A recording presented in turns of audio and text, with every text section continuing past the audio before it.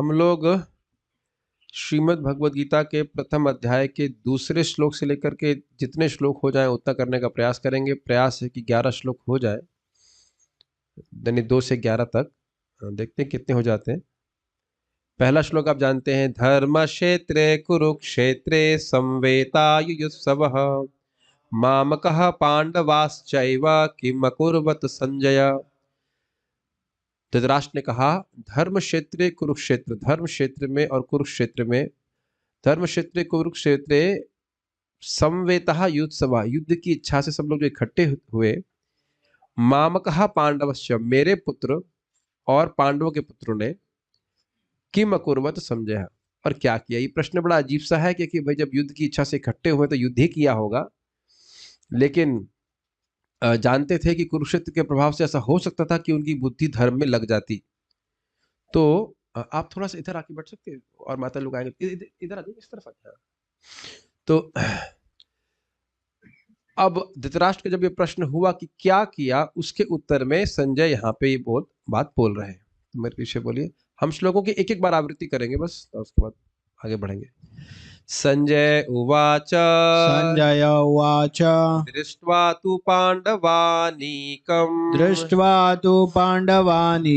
व्यूढं दुर्योधनस्तदा आचार्यम् उपसंगम्य राजा वचनमब्रवीत्। इसका अनुवाद देखिए।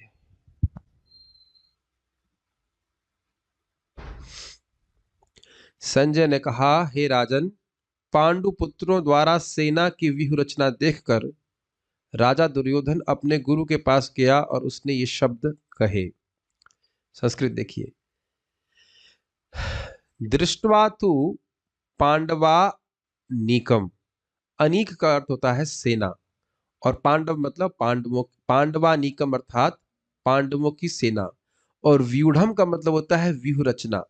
देखिए, सेना एक युद्ध में भी हो सकती है, होती ही है, और सेना एक व्यूह रचना में भी होती है, जिसका एक विशेष प्रयोजन होता है, जिसके पीछे यह मंशा होती है, इंटेंशन होती है कि युद्ध हम इस व्यूह रचना में लड़ेंगे। मतलब मान लो हम सब एक आर्मी में होते तो हम कहते हैं आप इधर खड़े होइए, आप इधर खड़े होइए, हर व्यक्ति की योग्यता अनुसार और एक रणनीति के अनुसार व्यूह रचना बनाई जाती है। यानी कि बहुत बुद्धि के द्वारा उसकी रचना करी गई थी पांडवों की सेना को। ऐसा नहीं था कि कोई व्यक्ति कहीं भी खड़ा है। घुड़सवार का एक विशेष स्थान था, हाथी के जो ऊपर आसीन थे उनका अलग स्थान था, जो रथी थे वो अलग स्थान था। समझ पा रहे हैं? व्यूढ़म से ग्रहण करना होगा। दृष्टवा तु पांडवा नीकम व्यूढ़म दुर्योधनस, दुर्योधन ने जब पांडवों की सेना, पांडवा नीकम, पांडवों की सेना के व्यूह रचना को देखा, तदा उस समय आचार्यम उपसंगम्य, वह अपने गुरु द्रोणाचार्य के पास गया और उसने, राजा दुर्योधन ने वचनम अब्रवीत, ये वचन कहे। अब बड़ी सुंदर बात है कि क्या दुर्योधन राजा था कि युवराज था? युवराज था, राजा थे धृतराष्ट्र, और राजा को ही बात कही जा रही। संजय, राजा धृतराष्ट्र ही बोल रहे हैं, अभी भी राजा धृतराष्ट्र ही है। तो यह क्यों कह रहे हैं कि दुर्योधन राजा है? ये तो बड़ी संगत बात नहीं लगती। तो आचार्यगण समझाते हैं, क्योंकि जैसे राजा लोग पॉलिटिक्स में बड़े तेज होते हैं, उसी प्रकार से दुर्योधन पॉलिटिक्स में बहुत तेज था। वो उसके वचनों से भी क्लियर हो जाएगा, इस कारण से उसको राजा कह रहे हैं, यद्यपि वह राजा नहीं है।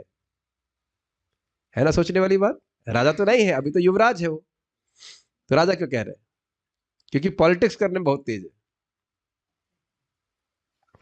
ठीक है, देखिए, धर्मिष्ठ संजय यह समझ रहे थे कि धृतराष्ट्र जो जन्म से ही अंधे थे, परंतु प्रज्ञा चक्षु से युक्त थे, वह अब मोह से अंधे हो गए थे, क्योंकि धर्म के संबंध में उनकी प्रज्ञा समाप्त हो गई थी। इस कारण से वह चिंतित थे कि कहीं उनके पुत्र पांडवों को अपना राज्य तो नहीं दे देंगे। अब आप ये समझिए, ये बात, इसका लिंक पिछले श्लोक से बड़ा इंटरेस्टिंग है।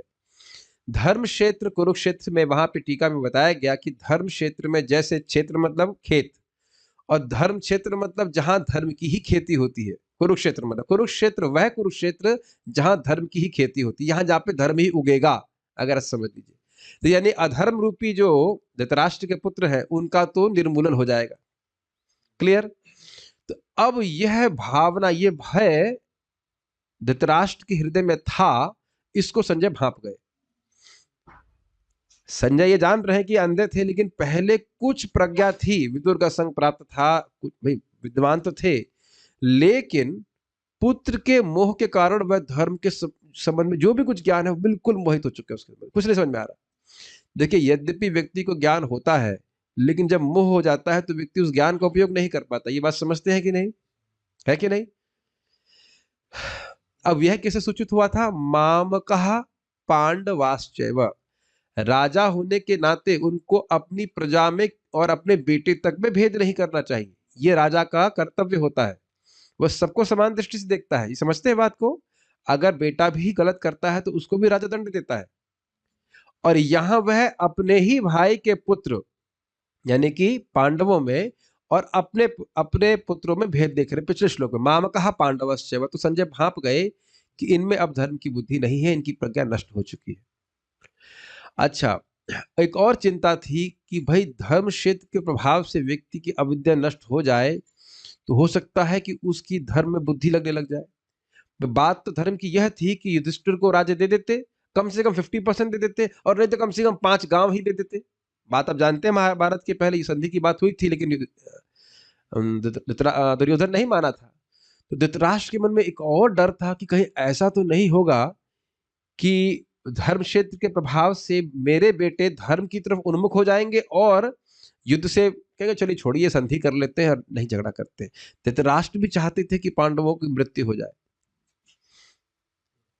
जबकि वो जान रहे हैं कि राज्य पांडवों का ही है, युधिष्ठिर महाराज का ही है धर्म की दृष्टि से। तो यह चिंता थी। और एक और बात चिंता की यह थी कि हो सकता है कि पांडव तो वैसे धार्मिक है, वो धर्म क्षेत्र के प्रभाव से कहे चलो हमें युद्ध करना नहीं, तुम्हें जो करना है करके ले जाओ। तो वो यही नहीं चाहते थे कि केवल राज्य उनको प्राप्त हो, यह भी चाहते थे कि पांडव मृत्यु को प्राप्त हो। ये दोनों बातें ध्यान रखनी होंगी। जितने भी मारने के षड्यंत्र रचाए गए थे, क्या धृतराष्ट्र को नहीं पता था? केवल यह नहीं चाहते थे कि राज्य मुझे प्राप्त हो, यह भी चाहते थे कि मार भी दिए जाए। तो इन सब बातों की चिंता में वो सोच रहे थे कि कहीं ऐसा ना हो कि धर्म क्षेत्र के प्रभाव से युद्ध ना हो। तो उनकी चिंता को दूर करते हुए यहाँ संजय बोल रहे कि ऐसा नहीं हुआ। आपका बेटा जो है वो व्यूह रचना को देख करके भागा नहीं, उसकी मति धर्म में नहीं गई। वह आचार्य के पास कुछ जाके बोला। धृतराष्ट्र के चित्त के इस भाव को समझते हुए संजय, जो धर्मिष्ठ थे, धर्म में निष्ठ थे, वे धृतराष्ट्र को संतुष्टि देने के लिए कहते हैं कि उनके पुत्र निश्चित रूप से पांडवों को राज्य नहीं देंगे। यह दृष्टवा शब्द से इंगित हो रहा है। दुर्योधन को राजा कहा गया है, अर्थात जो राजनीति में निपुण थे, वह पांडवों की सेना की रचना को देखकर द्रोण, स्पेलिंग मिस्टेक है, द्रोण के पास व्यक्तिगत रूप से गए, जिन्होंने उनको धनुर्वेद का ज्ञान दिया था, और उनसे कुछ शब्द कहे। थोड़ा ध्यान देने वाली बात है कि दृष्टवा सबसे कैसे इंगित हो रहा है। दृष्टवा तु पांडवा नीकम व्यूढ़म, पांडवों की सेना को देखा। सेना मतलब अब युद्ध के बारे में ही सोच रहा है। कुछ अब समझ में आया? एक एक शब्द कितना अद्भुत है। मैंने अपने मित्र को देखा, तो क्या आशा है? कुछ आशा है ना कि प्रेम हृदय में है। मैंने शत्रु की सेना को देखा, या ऐसा कहे भारत की सेना ने चाइना की सेना को देखा। क्या होगा? लॉलीपॉप देने के लिए। सेना देखा मतलब युद्ध करने की प्लानिंग है। तो ये दृष्टवा शब्द से हो रहा है कि दृष्टवा तु पांडवानिकम, पांडवों की सेना को देखा मतलब दुर्योधन का संधि करने का कोई प्लान नहीं, वो सेना को देख रहा है। मतलब इधर भी वह अपनी तैयारी कर रहा है कि हमें इनसे युद्ध कैसे करना है। कितना अद्भुत है भगवत गीता, जितना एक शब्द से आप ग्रहण कर सकते हैं। राजा क्यों कहा गया समझ में आया? क्योंकि वह राजनीति में निपुण है और वह बड़ी राजनीति के तरीके से अपने आचार्य से बात करेगा। यह भी बोलेगा कि आप मूर्ख हैं, मुंह पे ही बोलेगा आचार्य के। अभी आप देखिएगा, तब शिष्येण धीमतः, देखिएगा आप, देखिए कैसे बातें बोल रहा है, कटाक्ष करेगा। और यहाँ पे बता रहे हैं आचार्य, यहाँ पे द्रोणाचार्य को ही रेफर कर रहा है, क्योंकि धनुर्वेद के ज्ञान उन्होंने पांडवों को और कौरवों को दोनों को दिया था। दुर्योधन के वचन बहुत अल्प मात्रा में थे, परंतु गंभीर अर्थ रखते थे और विशेष विशेष शब्द समूह रूप में थे, मतलब विशेष शब्दों की संयोजन है इसमें। वह व्यक्तिगत रूप से आचार्य द्रोण के पास गया था। इससे यह प्रदर्शित होता है कि पांडवों की सेना को देखकर उसे आंतरिक भय हुआ, परंतु उसने इस भय को छुपाने का प्रयास यह दिखाते हुए किया कि वह गुरु के पास आदरवश आया था। देख रहे राजनीति। अच्छा, अब आप लोगों को लगेगा कि भाई ये मतलब दुर्योधन को इसमें इतना आश्चर्य क्यों हुआ। देखिए, जब इनका 13 साल बीता, मतलब अज्ञातवास बीता, उसके बहुत दिन के बाद युद्ध नहीं हुआ है, और तब तक कौरवों ने पूरे विश्व को प्रैक्टिकली अपनी तरफ ले लिया था, और उसके बाद भी पांडवों के पास 11 अक्षौहिणी सेना आ गई और बड़े बड़े महारथी उनकी तरफ हो गए। तो ये आश्चर्य की बात नहीं है। इसीलिए कह रहे हैं दृष्टवा तु पांडवानीकम व्यूढ़म दुर्योधन सदा। दुर्योधन को बड़ा भय हुआ कि हमारी 18 है तो उनकी भी 11 है, और उसमें भी बड़े बड़े रथी महारथी सेना इत्यादि है। तो यह देख करके उसको मन में कुछ भय हुआ। लेकिन गया आचार्य के पास ऐसे मानो उनको बहुत आदर प्रस्तुत कर रहा हो, लेकिन आदर भी नहीं करेगा। अब देखिएगा, उनकी गलती ही निकालेगा। तो ये विशेष रूप से राजनीति दिख रही। राजनीति में होता यही है ना कि आप मुंह पे बड़ा मुस्कुरा रहे हैं और अंदर कुछ बात बोल रहे हैं। यही तो राजनीति का कुटिलता बोलते हैं, कुटिल शास्त्र बोलते हैं, कौटिल्य शास्त्र बोलते हैं, कूटनीति। कि आप हम बहुत, जैसे आप सुन ही चुके हैं, हिंदी चीनी भाई भाई, उसके बाद पीछे से कर दी लड़ाई, है कि नहीं। इस प्रकार की नीति लोग करते हैं। तो यहाँ पे आपको दिखाई पड़ रहा है भय छुपाने के लिए प्रयास कर रहा है, और गुरु के पास ऐसा लग रहा है कि आदरवश किया, लेकिन आदर नहीं है। इसलिए इस राजा शब्द से उसका राजनीति में नैपुण्य इंगित हो रहा है। समझ में आ गया यहां तक की बात है। परपट बशिल प्रभुपाद। धृतराष्ट्र जन्म से अंधा था, दुर्भाग्यवश वह आध्यात्मिक दृष्टि से भी वंचित था। क्यों वंचित था? देखिए, वह यह भी जानता था कि उसी के समान उसके पुत्र भी धर्म के मामले में अंधे हैं, और उसे विश्वास था कि वे पांडवों के साथ कभी भी समझौता नहीं कर पाएंगे, क्योंकि पांचों पांडव जन्म से ही पवित्र थे। फिर भी उसे तीर्थता के प्रभाव के विषय में संदेह था। इसलिए संजय युद्ध भूमि की स्थिति के विषय में उसके प्रश्न के मंतव्य को समझ गया। समझ में आ रहा है बातें? नहीं समझ में आ रहा है? धर्म क्षेत्र के प्रभाव से कहीं लोगों, मेरे पुत्रों की, मेरे लायक नालायक बच्चों की बुद्धि लायक तो नहीं हो जाएगी, कहीं वो लोग धर्म में तो प्रवृत्त नहीं हो जाएंगे। ये घबराहट हो रही थी। ये भी अच्छी घबराहट है ना। कहीं बच्चे हमारे भक्ति तो नहीं करने लग जाएंगे, कहीं इस्कॉन तो नहीं ज्वाइन करने लग जाएंगे। अच्छा, तो एक बात हम बता रहे थे कि आध्यात्मिक दृष्टि से वंचित क्यों था, समझ में पा रहे हैं। राजा होने के नाते उसको धर्म का आचरण करना चाहिए, धर्म के अनुसार राज्य देना चाहिए था, लेकिन वह नहीं कर रहा था। तो यह है उनकी आध्यात्मिक दृष्टि से वंचित हो गए थे। कितना अद्भुत है कि साक्षात यमराज के अवतार यानी विदुर जी उनको एडवाइस दे रहे हैं, वसु के अवतार भीष्मदेव एडवाइस दे रहे हैं, उनको विवेक नहीं हो रहा है। एक भक्त मुझे बोल रहे थे कि लोगों को मैसेज कीजिए कि वो साधना करें, स्टूडेंट्स हैं। हमने कहा भाई, अब जिसका खुद का ही विवेक नहीं है, उसके उसके लिए कब तक लाइटर जलाएंगे। लाइटर देखे ना, एक बार, दो बार, तीन बार बोल सकते हैं। अब ऐसा तो नहीं कि रोज मंगल आरती पहले हल्ला करे, भाई आओ आओ आओ। सहायता की जा सकती है, लेकिन अपने भी कुछ मतलब संकल्प होना चाहिए। जैसे अजामिल की सहायता की थी, उस वक्त कहता सोहम वह शाव यातयिष्यामि, मैं बहुत बड़ा यत्न करूंगा भगवान की प्राप्ति करने के लिए। अजामिल को कौन दोबारा फॉलोअप करने के लिए गया? मतलब फॉलोअप जरूरी है, लेकिन कब तक किया जाए बताइए। अपना भी तो कुछ विवेक होना चाहिए ना। उसी कॉलेज में से तो बच्चे लोग पढ़ रहे हैं। खैर, हम बात कर रहे थे आध्यात्मिक दृष्टि के लोप होने की, इसलिए हम उदाहरण बात पे आ गए, सामने आ गए। तो ये समझ रहे क्या भय था कि कहीं ये नालायक, हम नालायक तो नहीं बोलेगा, लेकिन कहीं मेरे बच्चे धर्म में ना प्रवृत्त हो जाए। तो संजय कहते हैं ना ना, डरिए मत, नहीं होंगे। अतः वह निराश राजा को प्रोत्साहन करना चाह रहा था। उस निराश, ये बड़ा हंसी वाली बात है ना। आजकल भी लोग जब बच्चों को देखते हैं भक्ति करते हुए तो बहुत निराश हो जाते हैं कि हमने क्या क्या सपने लगाए थे, तुम ये बनोगे, तुम वो बनोगे, और तुम अब डिवोटी बन गए। कैसे देखो लोगों की वैल्यूज कितनी चेंज हो गई। नहीं आओ, बात आ रही तो याद आ रहा है।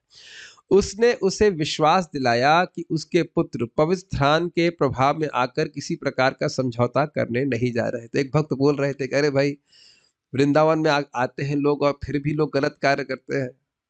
हाँ, धाम का प्रभाव है, हो लोगों की मति भी चेंज हो जाती है, लेकिन कुछ लोग ज्यादा ही रगड़ हैं, तो उनको ठीक होने में थोड़ा अधिक समय लगेगा। कभी कभी जल्दी भी ठीक हो सकते हैं।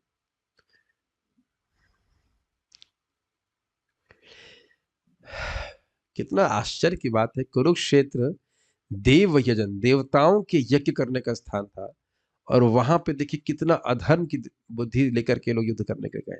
मैं मीन कौरव कौरव की तरफ, कौरव के पक्ष के लोग। उसने राजा को बताया कि उसका पुत्र दुर्योधन पांडवों की सेना को देखकर तुरंत अपने सेनापति द्रोणाचार्य को वास्तविक स्थिति से अवगत कराने गया।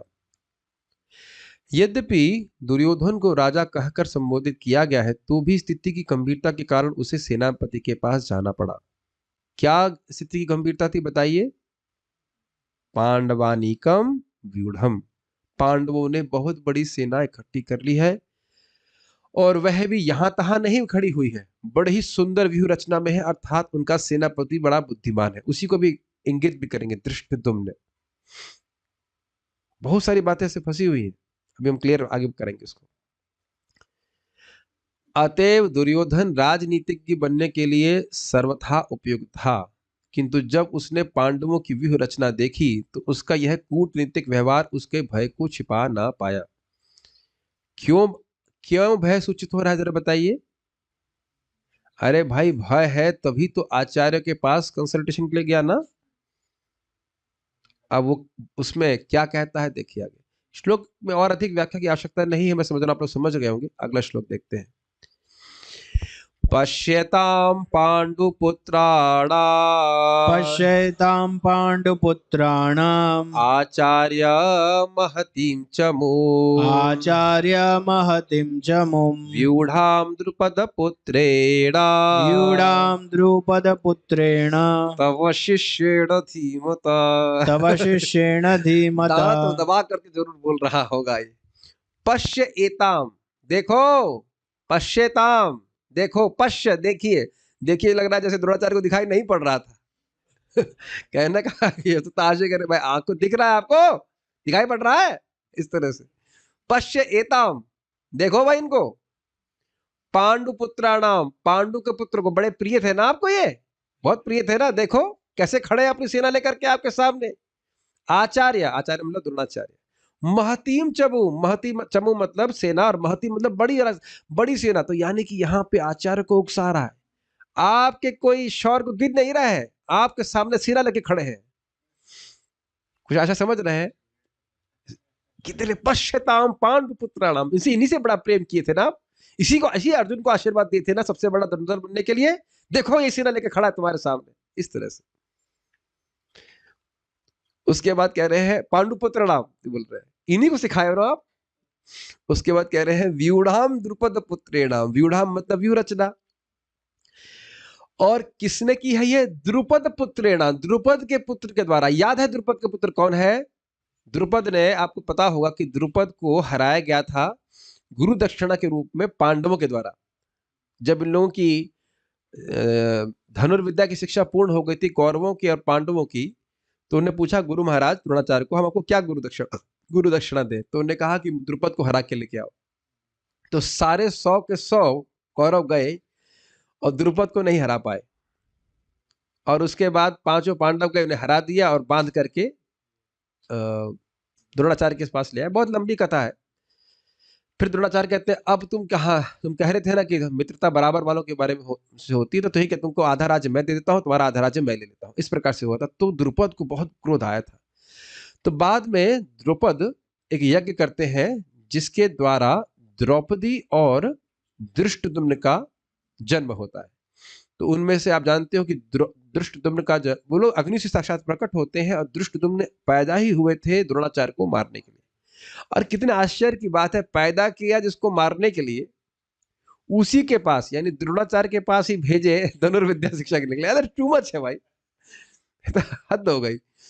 और अद्भुत बात यह है कि उदार ब्राह्मण के रूप में उन्होंने शिक्षा भी खूब ठीक प्रकार से दी, तो इसीलिए कह रहे हैं तव शिष्येण धीमता, आपका शिष्य धीमान, धीमत मतलब बहुत बुद्धिमान, आपका शिष्य तो बहुत बुद्धिमान है और आप बिल्कुल बुद्धिमान नहीं हो, ये कहने का आशय है।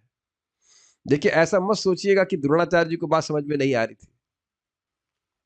कटाक्ष तो आप समझते ही होंगे, अब तो समझ गए कटाक्ष का क्या अर्थ होता है, खूब कटाक्ष किए गए क्लास में। ये सब इसीलिए ताकि आप भगवत गीता को समझ सके, हमारा और कोई प्रयोजन नहीं था। कटाक्ष समझ रहे, कहना कुछ चाह रहे हैं लेकिन अर्थ कुछ और है। बड़ा रोचक है। व्यूणाम द्रुप, देख रहे हो अपने शिष्य का करतूत, देख रहे हैं आप, इसी को सिखाए ना, पता था नहीं मारेगा सबको, फिर भी सिखाए इस तरह से। मतलब ऐसे नहीं बोल रहा है लेकिन कहने का आशय यही है, व्यूणाम द्रुप, देख रहे हैं इसकी रचना, कहाँ से मिली बुद्धि इसको। तब शिष्य न धीमता, कितना भी बुद्धिमान हो, ज्ञान तो आप ही दिए ना, ये रचना करो, शंख रचना, बहुत तरह से रचना होती थी, चक्र व्यू और ये व्यू और व्यू व्यू, तो कौन सिखाया बताइए, आप ही सिखाए ना, देख रहे हैं क्या करती है आप। कहने का मतलब ये है, भगवत गीता बड़ी अद्भुत। हे आचार्य, पांडु पुत्रों की विशाल सेना को देखें, जिसे आपके बुद्धिमान शिष्य द्रुपद के पुत्र ने इतने कौशल से व्यवस्थित किया है। ये बात देख रहे हैं कि सीधा आरोप द्रोणाचार्य के ऊपर हो रहा है कि हमारे सामने ये जो कठिनाई उपस्थित हो रही है वो आपकी गलती की वजह से हुई। उसी समय आप अगर धृष्टद्युम्न को त्याग देते कि हम इसको नहीं स्वीकार करेंगे, तो हमें मारने के लिए पैदा हुआ है, तो ये आज समस्या ही समाप्त खड़ी नहीं होती।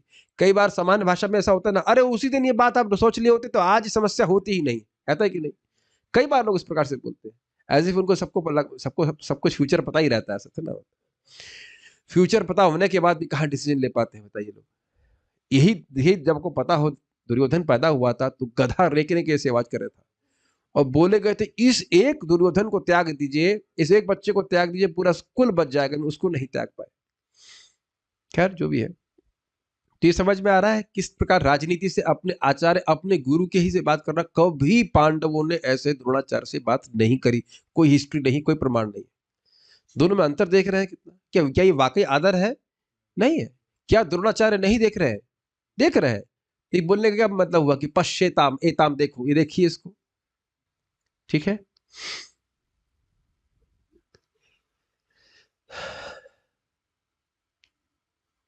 इस श्लोक में टीका बलदेव विद्याभूषण पाद के द्वारा, इस श्लोक में पश्यताम आदि शब्दों से दुर्योधन के वचनों को कह रहे हैं। कौन कह रहे हैं? संजय कह रहे हैं, बोल रहे हैं दुर्योधन, उनके शब्दों को संजय बोल रहे हैं। अपने प्रिय शिष्य युधिष्ठिर आदि में अति स्नेह के कारण आचार्य शायद युद्ध ना करें, यह सोचते हुए उनमें कोप उत्पादन करने के लिए, कोप का मतलब होता है क्रोध, करने के लिए एताम शब्द के द्वारा वह कहना चाहते हैं कि पांडवों ने द्रोण की अवज्ञा करी है। उनकी सेना धृष्टता के साथ बहुत निकट आ चुकी है और आपके अतिशूरत्व और आचार्यत्व के प्रति उनकी कोई सम्मान भावना नहीं है। यह देखते हुए अर्थात दृष्टवा आपको इनकी अवज्ञता को समझना चाहिए। देखिए इसको समझने का प्रयास कीजिए। यहां कह रहे हैं पश्य एताम। अब आप देखिए, मैं कहूं कि भाई उस दरवाजे को देखिए या तुलसी को देखिए, तो वस्तु आपके दृष्टि के सामने होनी चाहिए, दृष्टि गोचर होनी चाहिए। ये समझ रहे हैं? तो पश्यताम शब्द का क्या आशय हुआ कि द्रोणाचार्य आपको ठीक ठीक दिख रहा है ना, एकदम पास से दिख रहा है ना, यही पांडुपुत्र है ना जिनको आपने बड़े मनोयोग से धनुर्विद्या सिखाई, और अब देखिए आपकी कितनी अवज्ञा कर रहे हैं। आपसे ही युद्ध करने के लिए, आपसे ही युद्ध करने के लिए देखिए कितनी बड़ी सेना लेकर के इकट्ठे हो गए, और आपकी ही शुद्ध कौशल जो आपने सिखाया उसका उपयोग आपके ऊपर ही कर रहे हैं। ये बात समझ में आ रही है? पांडुपुत्राणाम, पांडुपुत्र बोलने से द्रोणाचार्य में प्रेम उत्पन्न हो सकता था कि हाँ पांडु के पुत्र, ये तो मुझे बहुत अधिक प्रिय है, लेकिन इस शब्द का प्रयोग प्रेम उत्पन्न करने के लिए नहीं कह रहे। पश्यताम, पश्य एताम, देखो इस आप ही पांडु के पुत्र जब वो बड़े प्रिय थे, देखो कैसी सेना इकट्ठी करी है, कुछ गिन रहे हैं आपको, ये कहने का आशय। समझते हैं इस वाक्य का अर्थ? कुछ मान रहे हैं आपको, कुछ नहीं मान रहे ना, देखो आपके विरोध में कितनी बड़ी सेना इकट्ठी कर दी।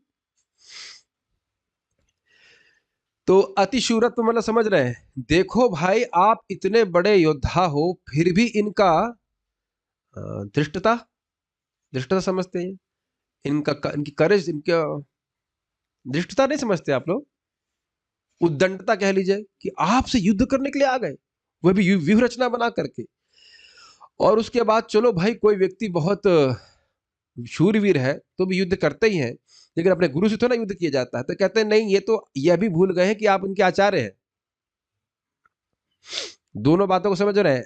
अतिशूरत्व मतलब अतिशूरवीर होने का गुण, और आचार्यत्व मतलब आचार्य होने का गुण, वो दोनों ही भूल के बैठे हुए हैं। मुझे लग रहा है आप लोग समझ नहीं पा रहे हैं क्या? ये समझ पा रहे हैं पश्चाताम का आशय? भाई देखो, इन लोगों को कोई हिचक नहीं है आपसे युद्ध करने में। ये दुस्साहस कर रहे हैं कि भाई आप इतने बड़े वीर हो। अरे माली मैं आप लोगों से कहूँ या हम में से कोई कहा जाए कि आप किसी, मतलब अब तो दारा सिंह नेरे कोई पहलवान का नाम बताइए, पता नहीं, व्हाटएवर, कल्लू पहलवान नहीं, कल्लू पहलवान लोग जानते हो, जैसे मान लीजिए कोई कौन सा अंडरटेकर व्हाटएवर तो भाई अब अंडरटेकर आ गया तो हम में से तो कोई व्यक्ति, हम लोग शायद मिलके भी युद्ध करने का प्रयास नहीं करेंगे, ऐसा समझ लीजिए।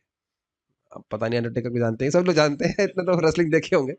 हाँ, तो अब अगर कोई वो आ गया इतना बड़ा, या फिर मान लीजिए चलिए वहां का उसका स्माल नहीं इधर कृष्ण किला में क्या पहलवान कम है क्या? तो वो तोशल, चाणूर, अब मान लीजिए चाणूर यहाँ पे आए तो हम लोग तो सेना मिला कर, हमारी जो भी सेना यहाँ इकट्ठी है, मिल करके भी युद्ध नहीं करना चाहेंगे, नहीं करना चाहेंगे ना। चाणूर तो बहुत हो गया ना। नहीं, भीम तो है ही, भीम तो हीरो है ना, हम खाली मतलब विलेंस की बात कर रहे हैं। तो कह रहे हैं कि इतने अतिशूर आप योद्धा हो और आप कुछ गिन ही नहीं रहे, आपके सामने ने सेना इकट्ठी कर दी। एक तो ये बात, और दूसरा आपका आचार्य है, आपका सम्मान नहीं कर रहे हैं। तो दोनों ही बातों से करके इससे द्रोणाचार्य के हृदय में कोप उत्पन्न करने का प्रयास कर रहे हैं। तो यह इनकी कूटनीति है कि नहीं, ये बात है। समान रूप से क्या बोलेंगे, पश्चाताम पांडुपुत्र नाम। देखो पांडुपुत्रों की सेनाओं को देखो, लेकिन उसके आशय क्या है वह बड़ा गोह है। ठीक है, यह व्यूह रचना अर्थात व्यूढ़ाम द्रुपद पुत्र के द्वारा रचित है। आपको मारने के लिए द्रुपद ने दृष्टद्युम्न नामक पुत्र को यज्ञ से उत्पन्न किया था, और इसके उपरांत आपने ये जानते हुए कि वह शत्रु है, फिर भी उस पुत्र को धनुर्विद्या में अध्यापित किया, मतलब पढ़ाया। इससे आपका मंदधीत्व प्रकट होता है, मतलब आपकी बुद्धि कम है यह प्रकट होता है। परंतु यह शत्रु बहुत बुद्धिमान है, अर्थात धीमता, क्योंकि इसने आपसे ही सीखा है आपके वध करने की कला। देखिए एक शब्द क्या है, तव शिष्येण धीमता। तो ऐसे नहीं बोल रहा है कि आपकी बुद्धि कम है, लेकिन एकदम स्पष्ट है कि नहीं। देखिए अपने बुद्धिमान शिष्य को, कुछ ध्वनि अर्थ समझ रहे, बोला नहीं जा रहा है लेकिन सुनाई पड़ रहा है। ऐसा होता है कि नहीं कई बार? हाँ, जो व्यक्ति बोल रहा है वो तो यथाश्रुत अर्थ है जो आप सुन रहे हो, लेकिन उसके अलावा एक ध्वनित अर्थ भी है, कुछ ध्वनि सुनाई पड़ रही है। सब सब समझ गए होंगे अब तक आप लोग। तव शिष्येण धीमता, आपका शिष्य के द्वारा, जो कि बहुत बुद्धिमान है, मतलब आप बुद्धिमान नहीं, बहुत बुद्धिमान है। देखो आपसे ही आपको ही मारने की युद्ध कला सीख लिया है, और आप इतने बुद्धिमान हैं, पन इंटेंडेड, कोट एंड कोट, कि आप उसको युद्ध कला बता भी दिए हैं, सिखाए हैं, बड़े मनोयोग से सिखाए। आपने जो किया है इससे हमारे लिए अनर्थ उपस्थित हुआ है। अब आप देखिए, अगर आचार्य की हम बात, अगर क्या मतलब बता, हम आशय बलदेव विद्याभूषण बता रहे हैं, सीधा आरोपण द्रोणाचार्य पे हो रहा है। फिर से श्लोक को अगर आप देखें, देखिए क्या कह रहे हैं, पश्य एताम पांडुपुत्राणाम आचार्य महतीम चमूम। तो ये जो भी सेना है इसके पीछे कारण तो आप ही है। अगर पांडुपुत्रों को भी आप शिष्य नहीं स्वीकार करते तो उनका तो कभी सामर्थ्य नहीं होता हमसे युद्ध करने का, यह भी आप समझ सकते हैं। और उसके ऊपर भी दृष्टद्युम्न को आप शिक्षा नहीं देते तो कभी उसका सामर्थ्य होता ही नहीं इस प्रकार से व्यूह रचना करने का। तो ये सारा झमेला वह आपकी वजह से हुआ है। तो कहीं ना कहीं द्रोणाचार्य को क्रोध भी आएगा, तो वह उत्साह से युद्ध करें। कहीं वह जो प्रेम पहले वो पांडवों के प्रति और दृष्टद्युम्न के प्रति उदारता दिखाए हैं, वो अब यहाँ दिखाने की जरूरत नहीं है, अब बुद्धिमानी से काम लेना होगा, ये कहने का आशा है दुर्योधन का। ठीक है, परपट वशिल प्रभुपाद। परम राजनीतिज्ञ दुर्योधन महान ब्राह्मण सेनापति द्रोणाचार्य के दोषों को इंगित करना चाहता था। देखिए यहीं से अपराध की शुरू होती है। देखिए वैदिक कल्चर में कोई आप मान लीजिए हम प्रवचन करने आते हैं या और कोई भी कार्य करते हैं, पहले गुरु का आशीर्वाद लिया जाता है। और आप देख रहे हैं युद्ध के पहले द्रोणाचार्य गुरु के दोष देख रहा है, दुर्गति तो होनी है वहीं से। वाह, कितना अमेजिंग बात है ना। इससे पहले आप सब जानते हैं कि युद्ध होने से पहले युधिष्ठिर और अर्जुन जाकर के द्रोणाचार्य और भीष्मदेव के प्रणाम करते हैं वहां जाकर, वो कहते हैं विजयी भव। कितना अंतर है। इसलिए एक बहुत बड़ी शिक्षा लेनी चाहिए कि गुरु के दोष हमको नहीं देखने चाहिए। और हो सकता हो दोष हो भी नहीं, हम केवल दोष देख रहे हो, ये भी एक बहुत बड़ी बात है। प्रभुपाद जी को चश्मा पहनते थे, इसलिए प्रभुपाद जी को किसी व्यक्ति ने छोड़ दिया। शुद्ध भक्त चश्मा क्यों पहन रहे? खैर देखिए, बात यहाँ बहुत अच्छी शिक्षा प्राप्त हो रही। अपने ही गुरु में जो सब कुछ सिखाया है उसी में दोष देखने लगेगा व्यक्ति, तो बताइए कहां जाएगा। इस्कॉन में बहुत बड़ी योग्यता है भक्तों की, उनको कई बार बोले थे प्रभुपाद जी पे बहुत विश्वास है और इसीलिए ये संस्था बहुत फल फूल रही है। प्रमाणिक गुरु के ऊपर विश्वास होना ही बहुत बड़ी बात है। प्रभुपाद जी के शब्द के ऊपर, उनके वचनों के ऊपर, सभी भक्तों का, जो उनके अनुगत में कोई भी किसी भक्त का भी बहुत विश्वास है कि नहीं? तो ये बहुत इंपॉर्टेंट बात है। तो ये नहीं करना चाहिए। एक शिक्षा ध्यान रख लीजिएगा कि सुबह उठते ही व्यक्ति को गुरु को प्रणाम करना चाहिए। एटलीस्ट कम से कम स्नान करके गुरु महाराज को प्रणाम करके भजन शुरू करना चाहिए। ठीक है। अर्जुन की पत्नी द्रौपदी के पिता राजा द्रुपद के साथ द्रोणाचार्य का कुछ राजनीतिक झगड़ा था। उस झगड़े को हम यहाँ नहीं समझा रहे हैं, आप लोग जानते ही उस झगड़े के बारे में। भारतीय होने के नाते सबने महाभारत देखी होगी और पता था दोनों साथ में मित्र थे और उन्होंने कहा था हम लोग मित्र रहेंगे। उसके बाद आप जानते हो फिर उसके द्रोणाचार्य का अपमान किया था। हम उसको यहाँ पे नहीं रखते।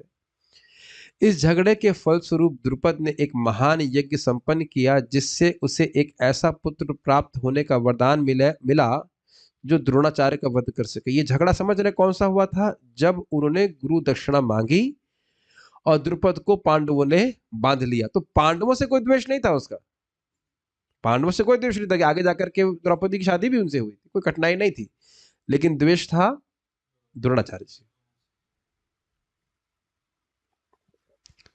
द्रोणाचार्य इसे भली भांति जानते थे, किंतु जब द्रुपद का पुत्र धृष्टद्युम्न युद्ध शिक्षा के लिए उसको सौंपा गया तो द्रोणाचार्य को उसे अपने सारे सैनिक रहस्य प्रदान करने में कोई झिझक नहीं हुई। कभी आपने सोचा है, तात्पर्य तो आपने पढ़ा होगा कि ऐसा झिझक हुई क्यों नहीं? क्योंकि देखिए ब्राह्मण होने के नाते वे शरीर के पारक स्वभाव को जानते थे। पारक के मतलब जो दूसरों के ही काम आने वाला है, समझ रहे हैं? भाई जीते मरने के बाद क्या किसके काम आएगा? तो अग्नि में झोंक दिया जाएगा या फिर कब्र में डाल देंगे तो कीड़े खा जाएंगे, और अगर जहीं लाश को फेंक दिया गया तो कुत्ते इत्यादि खा लेंगे या फिर कछुए खा लेते हैं अगर नदी में फेंक देते हैं। तो ऐसे नश्वर शरीर को की रक्षा हेतु, क्योंकि एनी हाउ कहीं ना किसी तरह मारी जाएगा, व्यक्ति अपने कर्तव्य से क्यों विमुख हो जाए, इसलिए शिक्षा दी थी। बहुत बड़ी बात है। द्रोणाचार्य जी में दोष कभी नहीं देखना चाहिए, बहुत उदार थे, ब्राह्मण होने के नाते ब्रह्म जानने वाले थे, वो जानते थे शरीर तो छूटना ही है, इस धृष्टद्युम्न के द्वारा छूटेगा या किसी और के द्वारा छूटेगा, लेकिन जो मेरा कर्तव्य है कि भाई कोई क्या नाम से क्षत्रिय आ रहा है मेरी शिक्षा ग्रहण करने के लिए, तो मेरा कर्तव्य है कि उसको शिक्षा दूं। समझ में आ रहा है कि क्यों दिया ना? ये बहुत बड़ी बात है। आजकल लोग इतने उदार नहीं रहते हैं क्योंकि शारीरिक चेतना बहुत भरी हुई है। वो सोच रहे हैं शरीर हमेशा रहेगा, जबकि हम लोग देख चुके हैं, गीता से सुन रहे थे, शरीर ना सतो विद्यते भावो ना भावो विद्यते सतः। इस असत शरीर का कभी भी स्थायित्व नहीं है।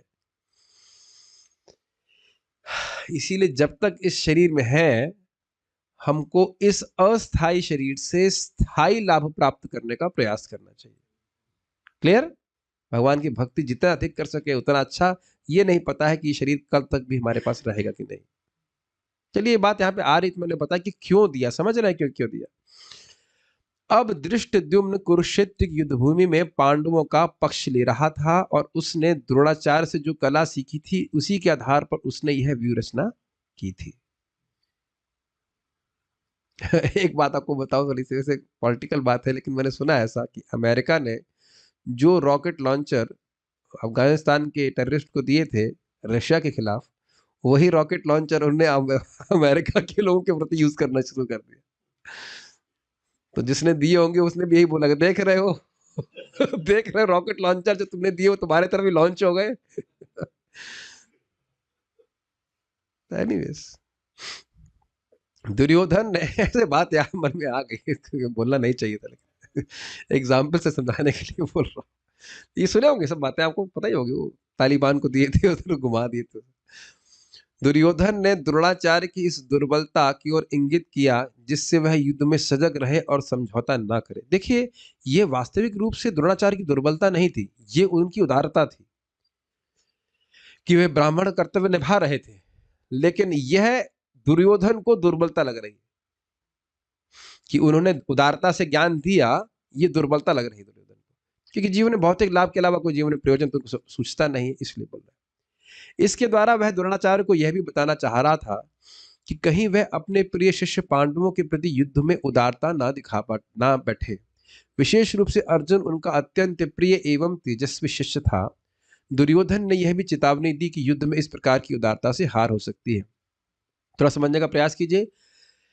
पांडुपुत्र नाम शब्द आया था यहाँ पे, तो पांडुपुत्र जब दिखा रहे हैं तो पांडुपुत्र में पांचों पांडव और फिर अर्जुन को भी दिखाई रहे, ये भी ग्रहण कर सकते। तो कह रहे हैं कि भाई देखिए, आपने उनको बोला जरूर है कि वो सबसे बड़े धनुर्धर होंगे और आपने बहुत प्रेम से सिखाया भी होगा, अब वो प्रेम छोड़िए, आप देखिए वो आपका कोई सम्मान नहीं कर रहे हैं। हमने सुना था टीका में, आपके आचार्यता का कोई कुछ नहीं देख रहे हैं, आपकी शूरवीरता को नहीं देख रहे हैं। अब आप पूरे, जो गलती हो गई सो हो गई, अब संभाले। इट इज, क्या कहते हैं, it may be too late to avoid the reaction but not too late to come to the right conclusion. अब आपने पहले गलती कर दी है, ठीक है, अब और गलती मत करिए, मैं आपको सही सलाह दे रहा हूँ, ठीक ठीक से युद्ध कीजिएगा इनसे, अब आप कोई प्रेम मत दिखाइएगा, आपसे कोई प्रेम नहीं कर रहा, ये कहने का आशय। कभी कभी होता है कोई व्यक्ति से हम प्रेम करते हैं, वो अगर मान लो अगेंस्ट ही हो जाए तो फिर भी व्यक्ति उससे ऐसा युद्ध नहीं करना चाहता है। पितामह भीष्म को तो अर्जुन तात कहते थे, पिता कहते थे, फिर वो कहते नहीं, मैं बेटा तुम्हारा पिता नहीं, मैं तुम्हारा पितामह हूं, इतना प्रेम करते थे। देखिए आप, ये लोग नित्य सिद्ध पार्षद है, कितना उनका हृदय सॉफ्ट है और कितने ये प्रेमी भक्त है, इसकी हम कल्पना नहीं कर सकते। और भीष्म पितामह शुद्ध भक्त है पहले से ही, कितना आपस में सहज प्रेम होगा उसकी तो हम लोग धारणा ही नहीं कर सकते। तो इसलिए इनको उकसा रहा है कि आप युद्ध कीजिएगा और बिना कोई संकोच के युद्ध कीजिएगा, ठीक है। अब जब उन्होंने कहा कि पश्य एताम, इनको दिखा रहा है, सेना को दिखा रहे हैं, तो अब यहाँ पे कुछ जो विशेष महारथी है उनको भी इनका नाम लेकर के बोल रहे, मेरे पीछे। अत्र शूरा महेश्वासा, अत्र शूरा महेश्वासा, अच्छा, भीमार्जुन समायुधि, भीमार्जुन समायुधि, युधानो विराटश्च, युयुधानो विराटश्च, द्रुपदश्च महारथः, द्रुपदश्च महारथः। अच्छा, एक बात बताना भूल गया, लिंक ये हो सकता है कि मानो द्रोणाचार्य कहें कि भाई ये सेना कोई बहुत विशेष थोड़ी ना है, तो कहते नहीं नहीं नहीं नहीं नहीं नहीं नहीं, सेना तो जो है सो है, लेकिन इसमें बहुत बड़े बड़े महारथी, उसलिए नाम गिरा रहे, ठीक है। अत्र, अत्र मतलब यहाँ, शूरा मतलब शूरवीर है। कैसे शूरवीर है? महा इशु आसा, इशु का मतलब होता है बाण, तो महा इशु आसा मतलब महान धनुर्धर। और कैसे धनुर्धर है? भीम अर्जुन समायुधि, जो भीम और अर्जुन के समान युद्ध करने में दक्ष है, युद्ध और बाण चलाने में भी दक्ष है। क्या नाम है? युधान, युधान उसका नाम था। विराटश्च, विराट मतलब विराट नरेश का राजा हुआ। द्रुपदश्च महारथा, महारथ है, इस प्रकार से महारथ होता है जो बहुत सारे लोगों से युद्ध कर सके। कितने रथियों से युद्ध कर सकता है उसके वर्णन अभी टीका में किया जाएगा। इस सेना में भीम तथा अर्जुन के समान युद्ध करने वाले अनेक वीर धनुर्धर हैं, यथा महारथी युधान, विराट तथा द्रुपद। ठीक है, आगे और नाम गिना रहे हैं। मतलब केवल ऐसा नहीं कि सैनिकों से भय हमको लग रहा है, इसमें बहुत सारे लोग हैं जो बड़े शक्तिशाली हैं। दृष्टकेतुश्च कीतानः, दृष्टकेतुश्चेकितानः, काशीराजश्च वीर्यवान्, काशीराजश्च वीर्यवान्, पुरजित् कुन्तिभोजश्च, पुरुजित् कुन्तिभोजश्च, शैब्यश्च नरपुङ्गवः। शैब्यश्च नरपुङ्गवः। अलग ये सब नाम रखे गए हैं। इनके साथ ही दृष्टकेतु, चेकितान, पुरजित, कुंतीभोज तथा शैब्य जैसे महान शक्तिशाली योद्धा भी है। नरपुंगवा का अर्थ होता है महान समाज, मानव समाज में सर्वश्रेष्ठ। यहाँ प्रपात बोले गए हैं। ये सब अलग अलग योद्धाओं के नाम हैं। ये किसकी तरफ है? पांडवों की तरफ। और यहाँ पे एक और शब्द यहाँ पे बोला गया है वीरवान, अर्थात बहुत शक्तिशाली। इनके बारे में डिटेल मुझे नहीं पता है, इतना बस समझना चाहिए यहाँ पे कि वह बहुत शक्तिशाली योद्धा थे। युधामन्युश्च विक्रांत, युधामन्युश्च विक्रांत, उत्तमौजाश्च वीर्यवान्, उत्तमौजाश्च वीर्यवान्, सौभद्रो द्रौपदेयाश्च, सौभद्रो द्रौपदेयाश्च, सर्व एव महारथाः, सर्व एव महारथः। वैसे देखिए एक एक की शक्ल देख के सभी के लिए क्या बोल रहा है? महारथी महारथी। तो उसकी हालत खराब हो रही है।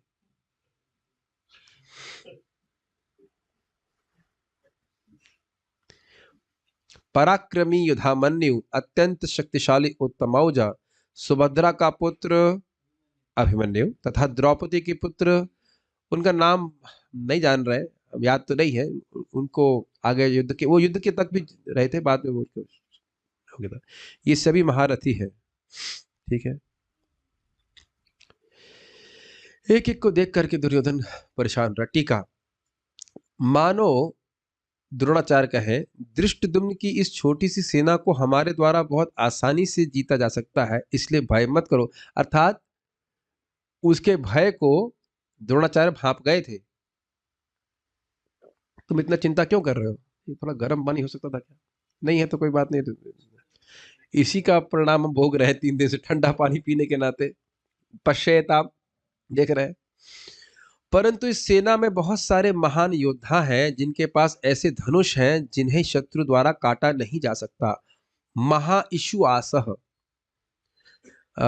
अर्जुन का तो धनुष था ही, क्या नाम जानते हैं इसका? गांडीव। और अन्यों के भी इस प्रकार बस बड़े बड़े धनुष थे जिसको उसको काटना, उसको हराना संभव नहीं था। ऐसे अनेक योद्धा हैं जो युद्ध कला में बड़े निपुण हैं। इसके उपरांत वह विपक्ष के योद्धाओं का वर्णन करता है।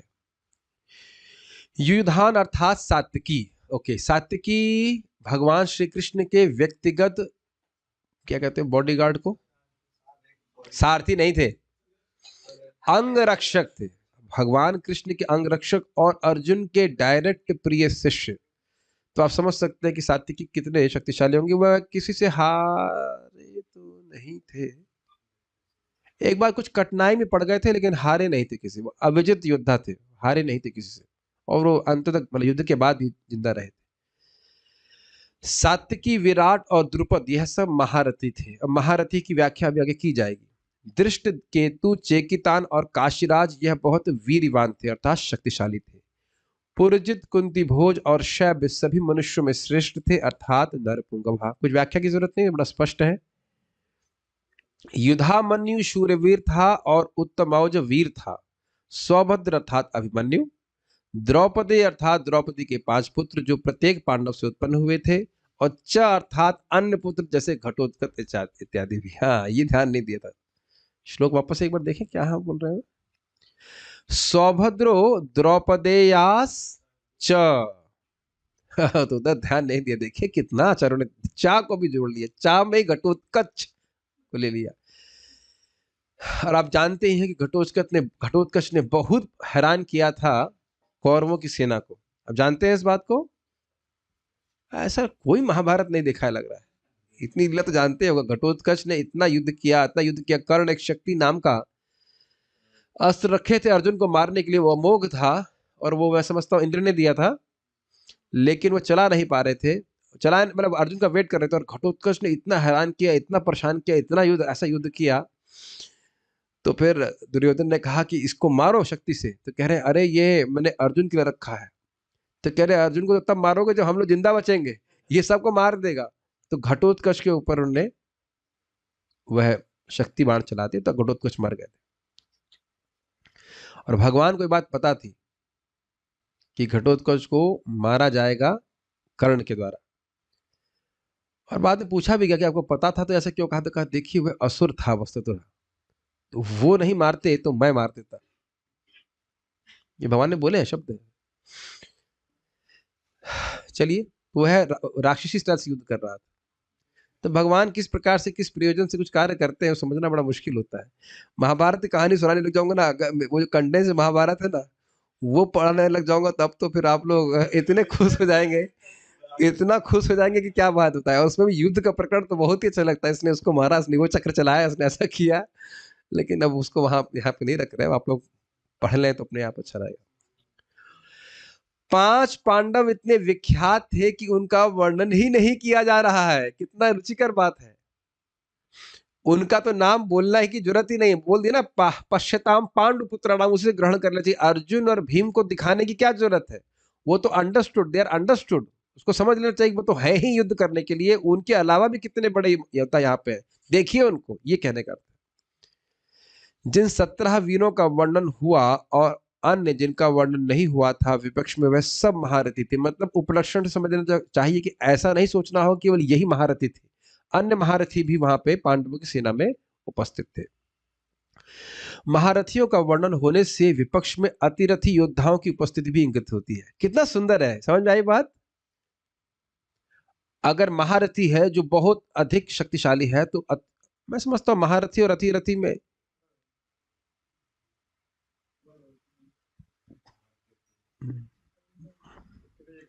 नहीं, यहां बोल रहे हैं कि अतिरथी जो है वह है,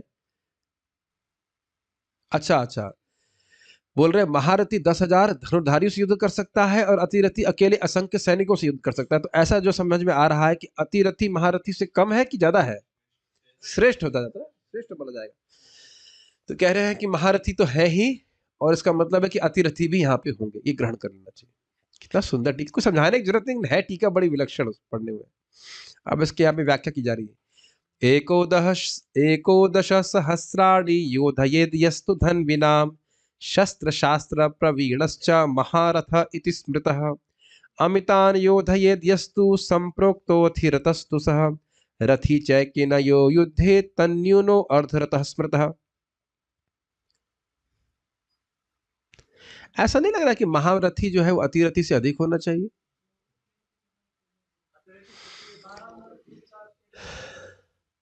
बारह महारथियों के संग एक अतिरथी लड़ सकता है, ठीक है, मान लेता हूं की बात।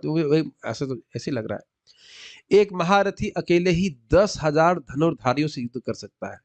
ये तो हमारे कल्पनातीत बात है, इसे पढ़ रहे हैं इसको बस। कोई एक रिवॉल्वर लेकर के आ जाएगा तो भी हमारी क्षमता नहीं युद्ध करने की। नकली वाले से भी डर जाएंगे। हाँ, ये भी सत्य बात। और वह शस्त्र और शास्त्र दोनों में ही निपुण होता है। एक अतिरथी अकेले ही असंख्य सैनिकों से युद्ध कर सकता है। एक रथी केवल एक योद्धा से युद्ध कर सकता है। जो ऐसा भी नहीं कर सकता वह अर्धरथी कहलाता है। ठीक है, तो उसमें समझाना कुछ नहीं, बस ये बोल रहे हैं कि अगर महारथी है तो अतिरथी भी वहां पे इसमें है।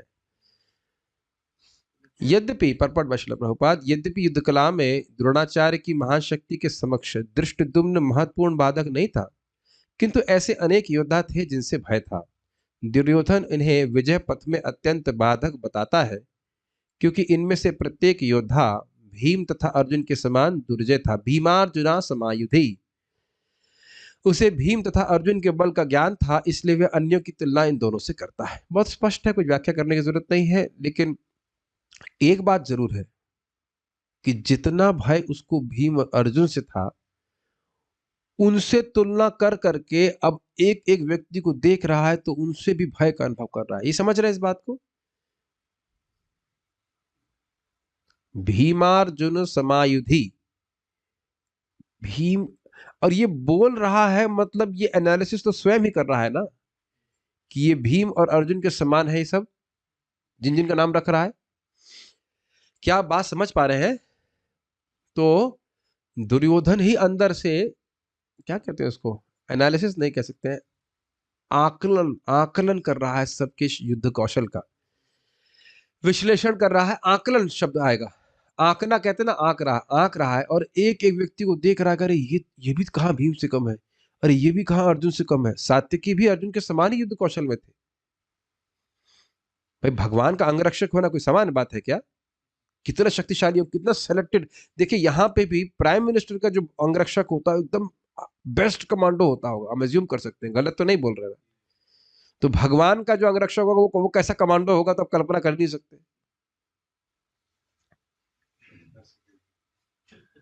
एक छोटा सा कहानी सुनाना चाहता हूं, युद्ध की, बड़ी अच्छी है।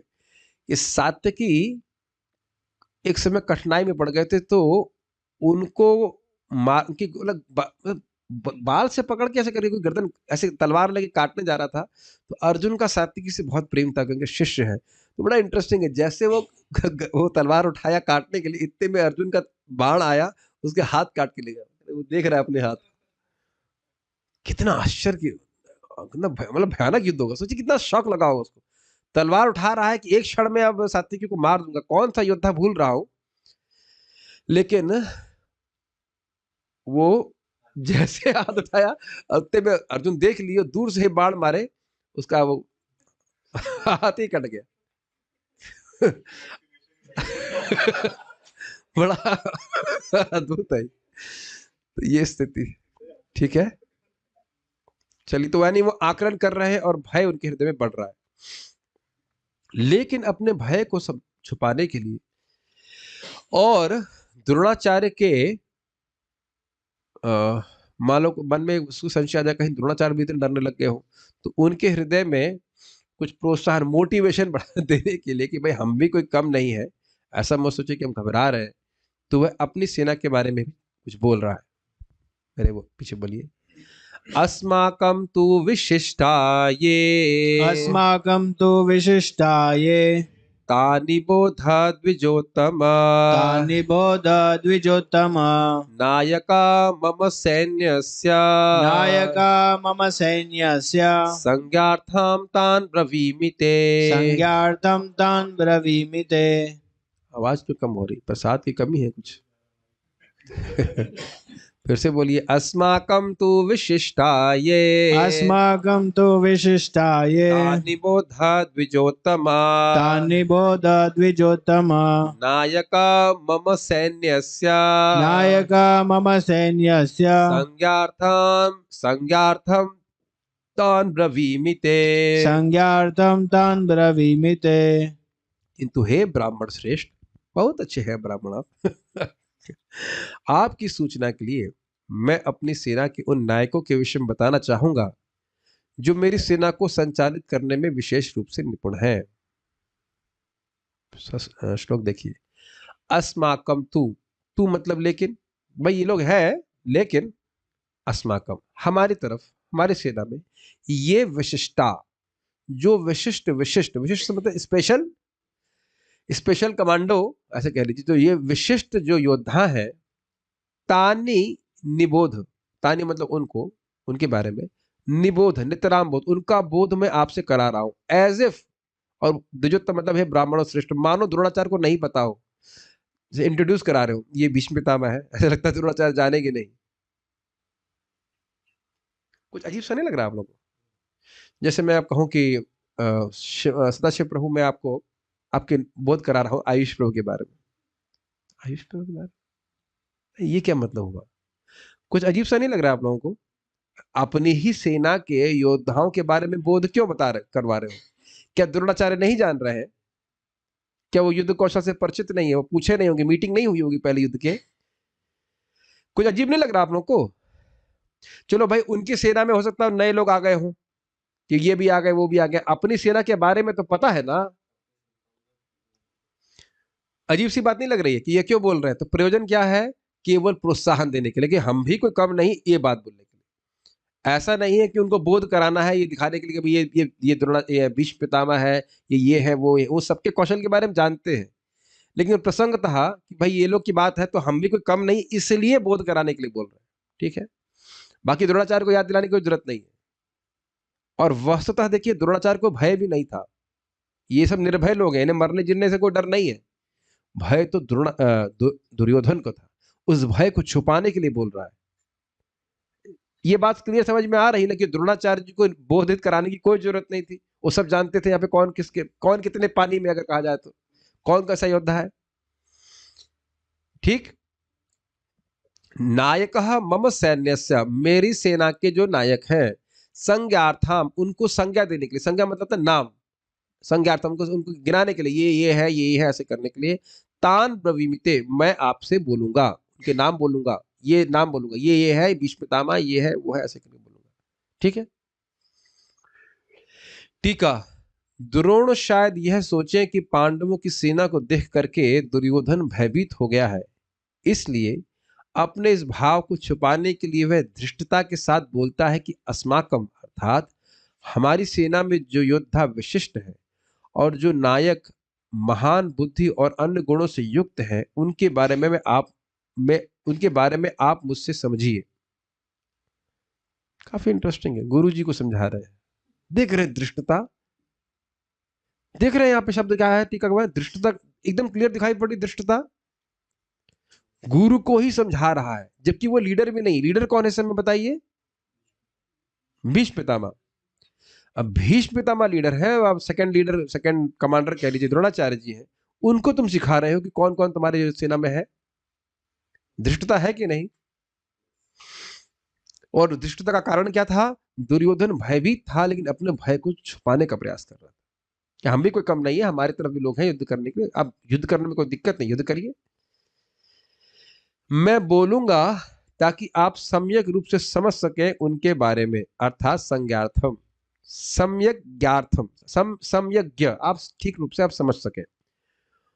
पांडवों के प्रेम के कारण अगर आप युद्ध नहीं भी करेंगे, देखिए कितनी सुंदर बात है, तो भी भीष्म आदि के द्वारा मैं विजय प्राप्त कर लूंगा, यह इंगित करके वह द्रोण के क्रोध को उत्पादित करने का प्रयास कर रहे हैं। ये बात समझ में आई? देखिए, ये देखिए कि हमारे इस सेना में बहुत विशिष्ट योद्धा हैं, आप तो है ही, अन्य लोग भी हैं। कदाचित आप प्रेम के वशीभूत होकर के युद्ध नहीं करोगे तो ऐसा मत सोचिएगा कि हम इस युद्ध को जीतने में असमर्थ हैं। अब ये मत सोचिएगा कि ये जो ध्वनित अर्थ श्रीपाद बलदेव विद्याभूषण जी दे रहे हैं, ये द्रोणाचार्य जी को ध्वनि सुनाई नहीं पड़ रही होगी। ये बहुत बुद्धिमान लोग होते हैं, हम लोग कल्पना नहीं कर सकते हैं क्योंकि बुद्धि कहाँ जाती है। तो ये सारी बात सुनाते हुए द्रोणाचार्य जी को बोल रहा है कि आप अगर युद्ध नहीं भी करोगे तो बाकी लोग करेंगे। और इसमें द्रोणाचार्य जैसे व्यक्ति कहेंगे ठीक है तो मैं चलता हूं, ऐसा नहीं बोलेंगे, वो और क्रोधित हो जाएंगे इस बात को सुनकर, तो और क्रोध में युद्ध करेंगे पांडवों से। ये बात समझ पा रहे हैं? नहीं समझ आ रही बात? एक प्रकार का टॉन्ट मार रहे हैं, आप युद्ध नहीं करेंगे ना, तो इसका मतलब ये नहीं कि हम युद्ध जीतने वाले नहीं हैं।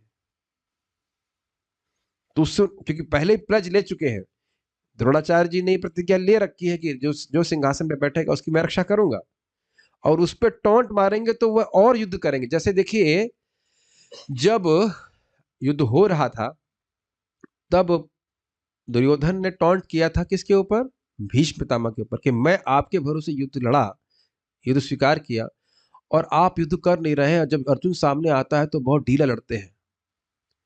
तो ऐसा नहीं था कि इस टॉन्ट को सुन करके भीष्म पितामह यह कह देते कि अब हम जा रहे हैं युद्ध छोड़कर, नहीं, वो और तीव्रता से युद्ध करने के लिए प्रतिज्ञ हो गए, है कि नहीं? इसी प्रकार से यहाँ टॉन्ट कस रहे हैं, टॉन्ट मतलब कटाक्ष कस रहे हैं किसके ऊपर? द्रोणाचार्य के ऊपर, ताकि द्रोणाचार्य और कस के युद्ध करें, वह पीछे नहीं हटे। क्या देखिए उसकी बुद्धि थी, इसीलिए इसको राजा रूप कहा गया है। इसीलिए सारे श्लोक हम एक साथ ले रहे हैं ताकि दुर्योधन की बात यहीं आज समाप्त हो जाए। क्या क्या नाम है? सबसे पहले तो बोला है भगवान आप है सबसे पहले तो सम्मान उनको ही देना पड़ेगा ना।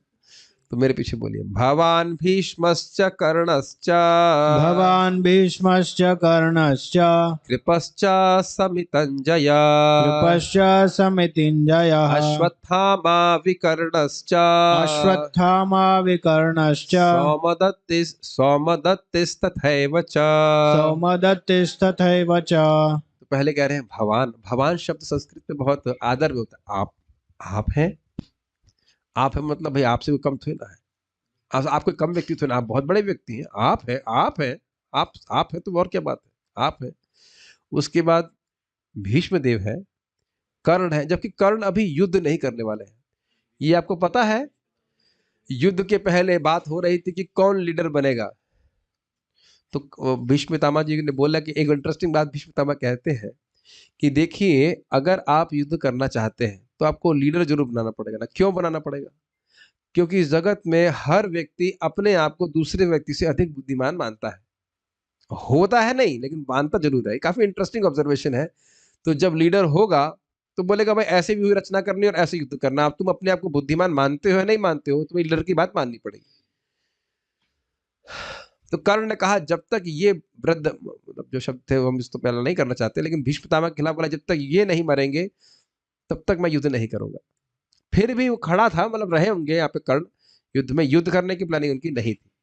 तो भीष्म पितामह के धराशायी होने के बाद ही कर्ण युद्ध करना शुरू किए थे। तो फिर भी उनको याद दिलाना है कर्ण बहुत शक्तिशाली है। कृपश्च मतलब कृपाचार्य, और समितंजय ये है तो नॉट आउट योद्धा रहे हैं। अगर कहा जाए इनको कोई हरा नहीं पाया। बस ये थोड़ा सा गलत बात है कि कर्ण की पिटाई कर चुके हैं वो लोग, गंधर्व लोग हरा चुके हैं, भाग गए थे। और एक बार जब द्रौपदी का स्वयंवर हुआ तब भी कर्ण, वो लोग सब लोग अर्जुन से युद्ध करने का प्रयास किए थे, जो ब्राह्मण के विष्णु, तब भी उनसे युद्ध नहीं कर पाए थे। तो यह कहना कि कर्ण समितंजय है, ये तो मतलब सही बात नहीं लग रही। लेकिन हाँ, कृपाचार्य जी कभी नहीं हारे हैं, द्रोणाचार्य जी कभी नहीं हारे, और भीष्म पितामह तो कभी नहीं हारे। जो परशुराम से नहीं हारे तो उन्हें कौन हरा देगा बताइए। जो परशुराम अकेले ही सारे क्षत्रियों को युद्ध में करके मार दिए 21 बार अकेले, that's too much, is it not? ऐसा मत सोचिएगा एकदम टिंगड़ी क्षत्रिय होते थे।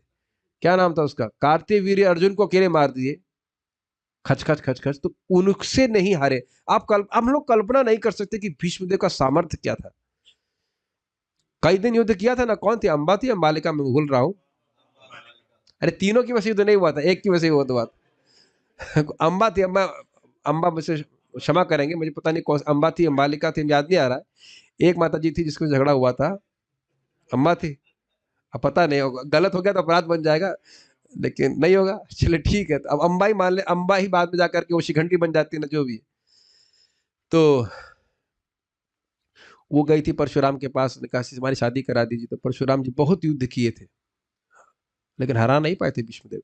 तो बाद में आके वसु और सब लोग बाहर से आते, क्या है आप स्त्री के पीछे आप लोग आप झगड़ा करें, बंद करिए इसको। तो फिर वो शांत हो जाते। तो बड़ा लेकिन रोचक मतलब प्रसंग है, बहुत युद्ध करते हो। तो कल्पना कीजिए कि भीष्म देव जिस तरफ है वो तो हारने की असंभावना है, बिल्कुल संभव ही नहीं है उनको जीतना। और द्रोणाचार्य के बारे में था कि जब तक वह मतलब अपने हाथ में धनुष है, इनके अस्त्र है, कोई उनको हरा नहीं सकता है। बहुत ही मतलब प्रबल वीर थे लोग। फिर भी हम समितंजय का अर्थ ही समझेंगे कि वह अनडिफीटेड चैंपियन थे, ऐसे कहा जाए, उनसे कोई हरा नहीं पाया था।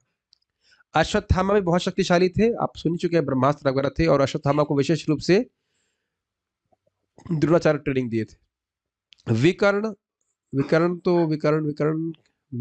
उसके भाई थे ना, कौरवों में एक थे ना विकर्ण। विकर्ण में थे, कौरव के एक भाई थे जिसने पक्ष लिया था, द्रौपदी का पक्ष लिया था। ज्यादा सौमदत्ति तथा बचाओ, सौमदत्ति नाम, सौमदत्ति के पुत्र भी थे। बहुत सारे इस प्रकार के शूरवीर हमारे तरफ है। मेरी सेना में स्वयं आप, ऑल डिप्लोमेसी, भीष्म, कर्ण, कृपाचार्य, अश्वत्थामा, विकर्ण तथा सोमदत्त का पुत्र भूरिश्रवादी है, जो युद्ध में सदैव विजयी रहे। भूरिश्रवा यही तो चला रहा था ना, गदा, भूरिश्रवा, ये बहली, मेरे ख्याल से भूरिश्रवा ही थे। इनके बारे में कहानी सुनाने का मन कर रहा है, एक छोटी सी कहानी सुना देते हैं। ये बड़ी इंटरेस्टिंग है भगवान कृष्ण के संबंध में। जहां तक मैं समझ रहा हूँ ये भूरिश्रवा के संबंध में ही है। भूरिश्रवा युद्ध के पहले की बात है, उनने एक तपस्या करके शिव जी से वरदान प्राप्त किया था कि एक गदा ऐसी जो अमोघ थी, जिसपे चलाएंगे वो मरेगा। तो शिव जी ने कहा ठीक है, लेकिन आप उस पे चला देंगे जो युद्ध नहीं कर रहा है, तो ये गदा घूम के आपको ही मार देगी। जहां तक मैं सोच रहा हूं ये भूरिश्रवा ही थे, और इन्होंने अर्जुन से युद्ध कर रहे थे ये। अर्जुन से युद्ध कर रहे थे, और भगवान तो सारी लीला जानते हैं, किसके पास कौन सा अस्त्र है। तो अर्जुन के रथ को भगवान ऐसे संचालन करते कि वह एम नहीं ले पाता, कि अर्जुन का एम नहीं ले पाता, तो क्रोध में आकर भूल गया कि इसे कैसे चलाना है। भगवान उसको प्रेरणा दिए होंगे ऐसे करके, वो भगवान पे ही चला दिया। भगवान को लगा, लेकिन भगवान को कुछ हुआ नहीं, और वह फिर गदा घूम करके भूरिश्रवा के सर को फोड़ दिया उसने। देखिए भगवान कितना रक्षा करते हैं अर्जुन की। अर्जुन को ये सब बातें नहीं पता थी, लेकिन किस प्रकार से भगवान लगातार रक्षा करते रहे पूरे। एक बात याद आ गई, बड़ा बहुत बलवान व्यक्ति था, यह भी इनकी तरफ था। चलिए, अन्य च बहवः शूरा, अन्ये च बहवः शूरा, मदर्थे त्यक्त जीविताः, मदर्थे त्यक्तजीवितः, नानाशस्त्र प्रहरणाः, नानाशस्त्रप्रहरणः, सर्वे युद्ध विशारदाः। सर्वे युद्धविशारदः। ऐसे अन्य वीर भी हैं जो मेरे लिए अपना जीवन त्याग करने के लिए उद्यत हैं। वे विविध प्रकार के हथियारों से सुसज्जित हैं और युद्ध विद्या में निपुण हैं। अन्य च बहवः शूरा, बहवा मतलब बहु, बहु समझ रहे हैं, मतलब बहुत सारे। आप तो है, और ऐसा मत सोचिएगा जिनका नाम ले रहा हूं बस यही, अरे बहुत है, एक नहीं, ये तो उपलक्षण समझ लीजिए, बहुत सारे वीर हैं। शूरा, अरे शूरवीर हो सकता हो भाड़े के सैनिक हो, जब मरने का नौबत आ जाए तो छोड़ के भाग जाए तो कहते हैं ना, मदर्थ त्यक्त जीवता, मेरे अर्थ के लिए, केवल मेरे प्रयोजन के लिए मरने के लिए तैयार है। कहने का अर्थ टीका बोला कि मरेंगे ही। सरस्वती जी दुर्योधन के मुख से बुलवा रही है कि मदर्थ त्यक्त जीवता, मतलब तैयार नहीं है, ये मरेंगे ही। यथाश्रुत अर्थ तो है कि मरने के लिए तैयार है, मतलब पूरा उद्यत है, भाई हम मर जाएंगे लेकिन युद्ध जरूर करेंगे। नहीं नहीं, युद्ध जीते या ना जीते, लेकिन मरने के लिए तैयार है। अब देखो, अगर ऐसा बोले जाए मरने के लिए तैयार है, तो अत्यंत उत्साहित होना चाहिए ना व्यक्ति को। हम लोग कहते हैं ना, तो करो या मरो वाले भाव में है, तो उसका कहने का मतलब है कि उस कार्य को करने में उसका अत्यंत उत्साह है, ये कहने का आशय है। मरने के लिए नहीं आया है वो, काम तो करने के लिए आया है, लेकिन अगर मरना पड़े काम करने के लिए तो उसके लिए भी तैयार है, ये कहने का आशय है। लेकिन यहाँ पे आचार्य वगैरह बताते हैं कि मतलब ये सूचित हो रहा है कि मरेंगे, जीने वाले नहीं वापस। उसके बाद कह रहे हैं नाना शस्त्र प्रहरणा, ये बहुत सारे शस्त्रों से सुसज्जित है। अब देखिए ये भी इंटरेस्टिंग है। मानो कोई व्यक्ति अस्त्र से सुसज्जित हो, इसका अर्थ यह नहीं कि अस्त्र चलाना भी आता है। हमारे पास हमारा अस्त्र तो बीड बैग है। अब मान लीजिए किसी नए व्यक्ति को बीड बैग पकड़ा दे, भले वो टांगा हुआ है, लेकिन जब तक सिखाया नहीं जाता उसको हरे कृष्णा कृष्णा कृष्णा हरे हरे, हरे राम राम राम हरे हरे कैसे करना है, तो खाली वह सुसज्जित रहेगा, वह जप करने के जपा विशारद नहीं कहला जाएगा। दोनों अलग अलग देख रहे हैं। नाना शस्त्र प्रहरणा, शस्त्र से सुसज्जित है, प्लस सर्वे युद्ध विशारद, और हर प्रकार के युद्ध में विशारद है। देखिए इसका अर्थ समझना होगा, युद्ध में केवल धनुष नहीं चलता है, कभी भाला चलाते हैं, कभी तलवार से युद्ध होता है, कभी वो देखा है, वो आपने देखा होगा बॉल होती है जिसमें कांटे लगे, उससे युद्ध होता है, पता नहीं क्या क्या होता है। हम तो बचपन में जो महाभारत देखे तो उससे अंदाज लगा रहे हैं, और बाकी भगवान कृष्ण की हम युद्ध में भी देखते हैं, जब नरकासुर से युद्ध करते हैं तो अलग अलग प्रकार के अस्त्रों और शस्त्रों का वह प्रयोग करते हैं। अस्त्र मतलब जो फेंक के चला जाते हैं, और शस्त्र जो हाथ पे धारण की जाते हैं। ये सब जानते हैं आप लोग? ऑब्वियसली कैसे जानेंगे, हम लोग युद्ध तो ना करते हैं, लेकिन ये सब चीजें इस्तेमाल की जाती हैं। फरसा होता है और बहुत सारी चीजें युद्ध करते हैं। खड़ग होती है, तलवार होती है, अलग अलग। मेरे मन में कभी कभी आ जाता है कि भाई ये इसका प्रयोजन क्या है, खड़ग इस्तेमाल करो या तलवार इस्तेमाल करो, दोनों में कुछ डिफरेंस होता है क्या? बट लीव इट, हमें कुछ करना नहीं है। लेकिन ये कहने का अर्थ है कि सर्वे युद्ध विशारद मतलब बहुत से युद्ध किए हैं। ऐसे समझ लीजिए, अभी कोई आपको कोई मान लीजिए कोई गन पकड़ा दे, हमको ये भी समझने कि उसे लोड कैसे करते हैं आप। ठीक है, लेकिन ऐसे कठिन होगा। हम तो कभी गन को टच नहीं किए ना, गन का नाम भी पता नहीं। मानो गन लेके खड़े हो जाए, मुझे गन कौन सी है, इसमें लिखा तो नहीं, लेबल कुछ पता नहीं है कि नहीं। अगर ऐसे भी ना समझ में आ रहा हो तो मान लीजिए लोग मोबाइल पकड़ लें और मोबाइल चलाना ना आता हो, तो मोबाइल से नाना मोबाइल प्रहरणा, बहुत सारे मोबाइल से सज देते हैं, लेकिन उससे विशारद नहीं समझने चलाने में। कोई यंत्र हमारे पास है, इसका अर्थ ये नहीं कि हम चलाना जानते हैं। तो दोनों बातें समझ रहे हैं। अच्छा, एक और बात हो सकती है कि चलाना जानते हो लेकिन शस्त्र ना हो तो भी दिक्कत है। समझ रहे बात? चलाना जानते हैं लेकिन शस्त्र ना हो तो दोनों ही बातें, शस्त्र है भी और चलाने में बहुत निपुण है और मरने तक के लिए तैयार है। तो कह रहे हमारे और शूरवीर भी है। अरे टिंगड़ी पहलवान हो, मरने के लिए एकदम पतला दुबला सैनिक हो, तो उसके उसके शस्त्र ग्रहण करने का क्या प्रयोजन है? कोई प्रयोजन नहीं है। तो शूरवीर है, मरने के लिए तैयार है, शस्त्रों से युक्त है और युद्ध में विशारद है। तो हमारे अब मतलब जीतने में कोई असंभावना नहीं है। हम निश्चित जीतेंगे, हमें कोई घबराहट नहीं है। ये सब बातें पता नहीं है क्या द्रोणाचार्य को? लेकिन ये केवल अपने भय को छुपाने के लिए बोल रहा है। सब बातें द्रोणाचार्य जी को पता है। ठीक है। भवान अर्थात द्रोण। क्यों? क्योंकि द्रोणाचार्य से बात कर रहा है, उनको एड्रेस कर रहा है। विकर्ण दुर्योधन का छोटा भाई था। यही था ना विकर्ण जिसने द्रौपदी के अपमान के खिलाफ बोला था। बड़ी रोचक घटना है कि भीम ने संकल्प लिया था कि 100 के 100 भाइयों को मारूंगा, तो इनको भी मारे, लेकिन मारने के बाद की परिक्रमा की, क्योंकि इन्होंने मतलब द्रौपदी के विरुद्ध, मतलब द्रौपदी के अपमान के विरुद्ध जवान मतलब आवाज उठाई थी, ये गलत हो रहा है, नहीं करना चाहिए। कितना अद्भुत लगा होगा ना भीम को उनसे युद्ध करते हुए। उनकी कोई वास्तव कोई दुश्मनी नहीं थी, अच्छे व्यक्ति थे वो। सौमदत्ती अर्थात भूरिश्रव, इस सौमदत्त के पुत्र। द्रोण आदि 7 वीरों का जो वर्णन हुआ मतलब पिछले श्लोकों में, वह सब युद्ध में विजयी रहे हैं अर्थात समितंजय। निश्चय ही यह मेरे सेना के विशिष्ट वीर हैं, किंतु ऐसे असंख्य वीर हैं जिसको अन्य से इंगित कर रहे हैं, मतलब अन्य लोग भी हैं। ऐसे बहुत से हैं अर्थात वह जैसे जयद्रथ, कृतवर्मा और शल्य। शल्य कौन थे? ये युधिष्ठिर महाराज के मामा थे। शल्य थी, शल्य ही थे, शल्य थे, शल्य शल्य शल्य शैल्य नहीं, शल्य शल्य थे। यह अपनी सेना को लेके आए थे और इनको दुर्योधन ने खूब स्वागत किया। और वह सोचे कि जरूर युधिष्ठिर महाराज ने हमारे स्वागत के लिए भेजा होगा। तो कहे जिसने भी इस सेना को भेजा है हमारी जिसने भी इस स्वागत को भेजा है हम उसकी तरफ से युद्ध करेंगे।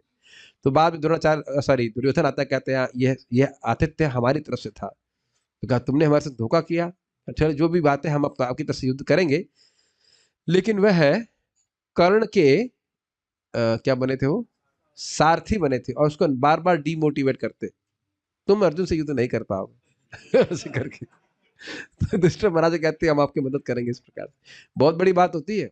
मान लो आप कहीं जा रहे हो, भगवान तो तुम्हारा एक्सीडेंट हो जाए, तो वही नहीं भी होगा तो भी आदमी डरेगा, शब्द से उनको डिमोटिवेट करते। ये तो पढ़ेंगे जब आप महाभारत अभी देखेंगे तो। ठीक है। हाँ ये हो गया। अन्य में सबका नाम रखे जा रहे हैं। और शल जो मेरे लिए अपने प्राणों को त्यागने के लिए दृढ़ प्रतिज्ञ है, यदि इसकी आवश्यकता हुई तो, अर्थात मदर्थे त्यक्त जीविता। स्पष्ट समझ में आ रहा है? इनको कोई हिचक नहीं होगी मेरे मरने के लिए। क्या कह रहे हैं? नहीं नहीं, दुर्योधन कह रहे हैं कि जितने अन्य वीर हैं यह मेरे लिए जीवन त्यागने के लिए उत्सुक है, मतलब इन्हें कोई दिक्कत नहीं होगी। अगर इनको आवश्यकता पड़ी कि भाई युद्ध करो कि मरो, तो मरने के लिए तैयार है। ये कहने का मतलब नहीं समझ पा रहे हैं? क्या कठिनाई है?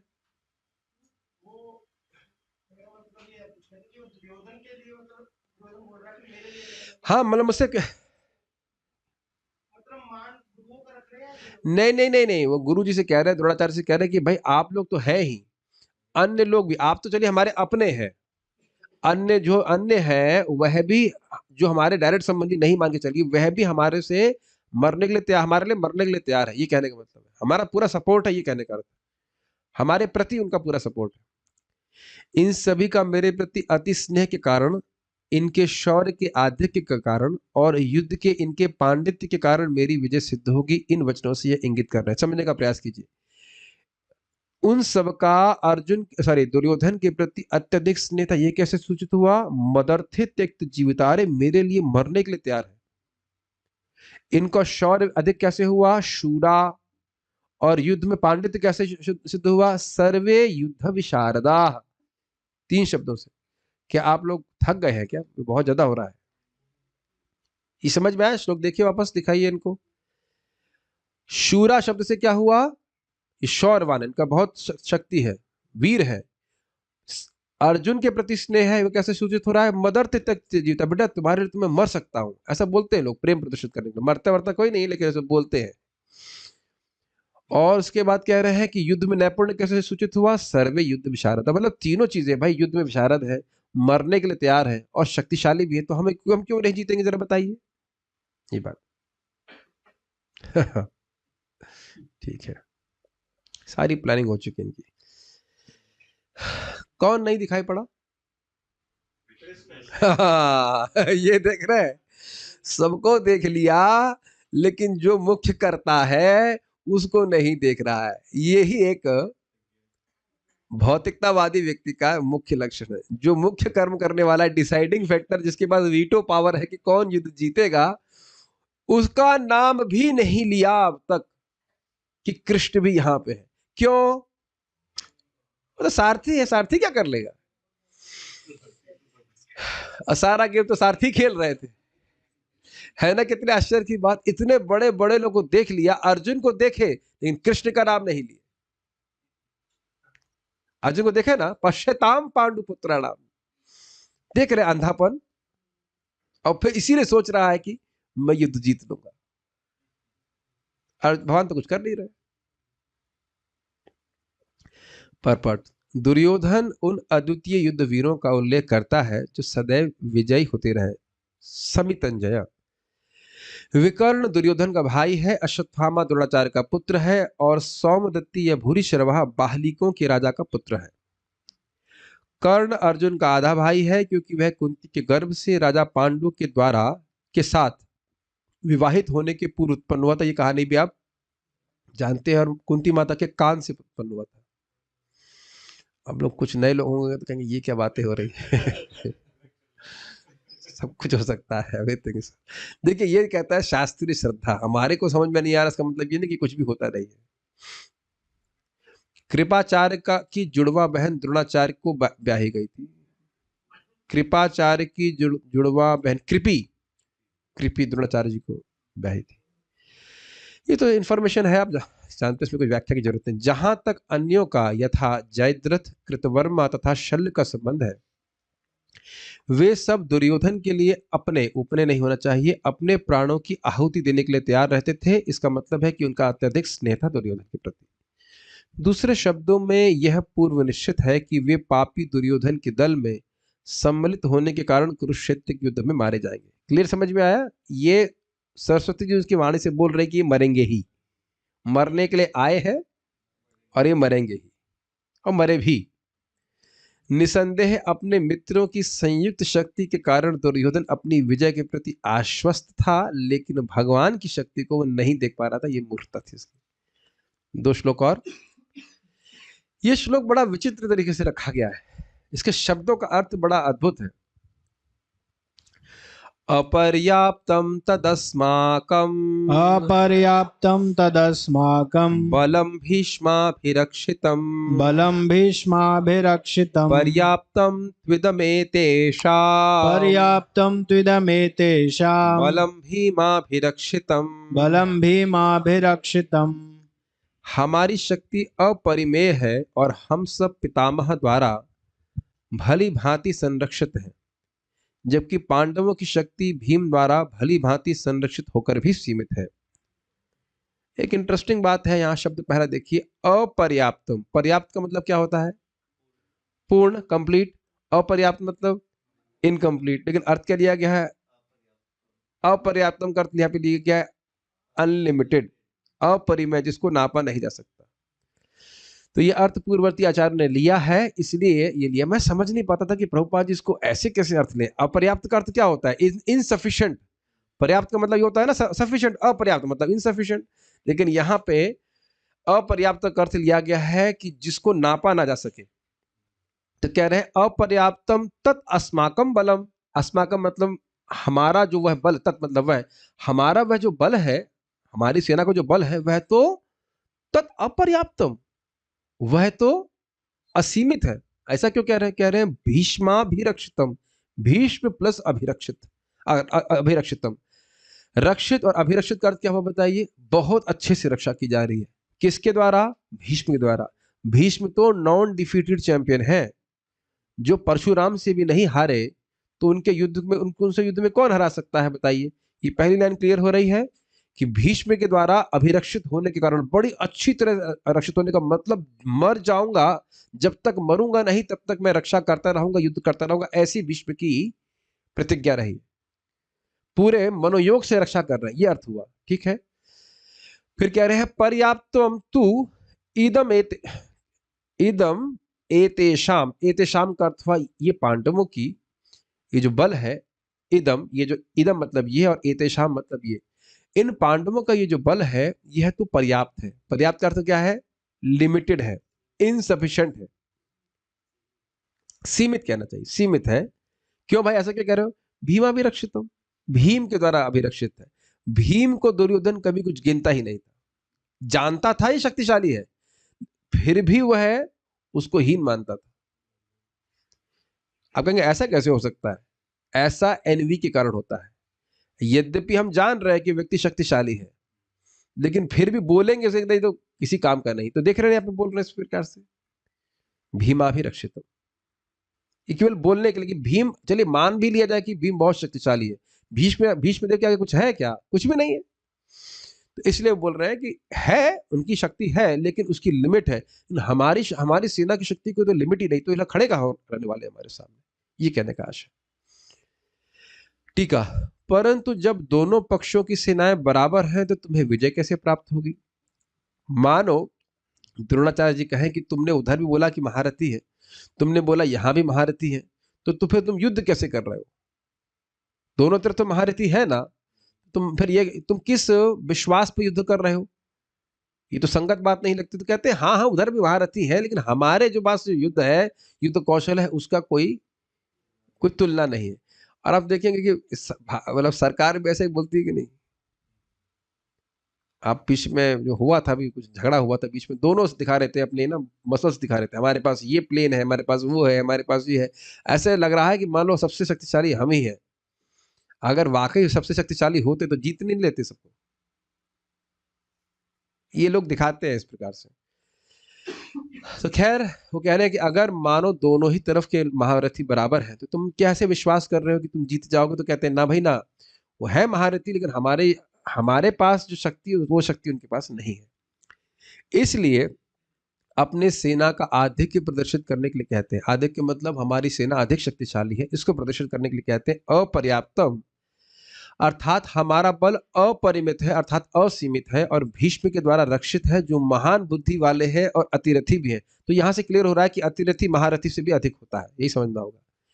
इसके विपरीत पांडवों का बल पर्याप्त है, अर्थात परिमित है, अर्थात सीमित है, और भीम द्वारा रक्षित है, जिसकी बुद्धि तुच्छ है और वह अर्धरथी है, इसलिए हमारी विजय सिद्ध होगी।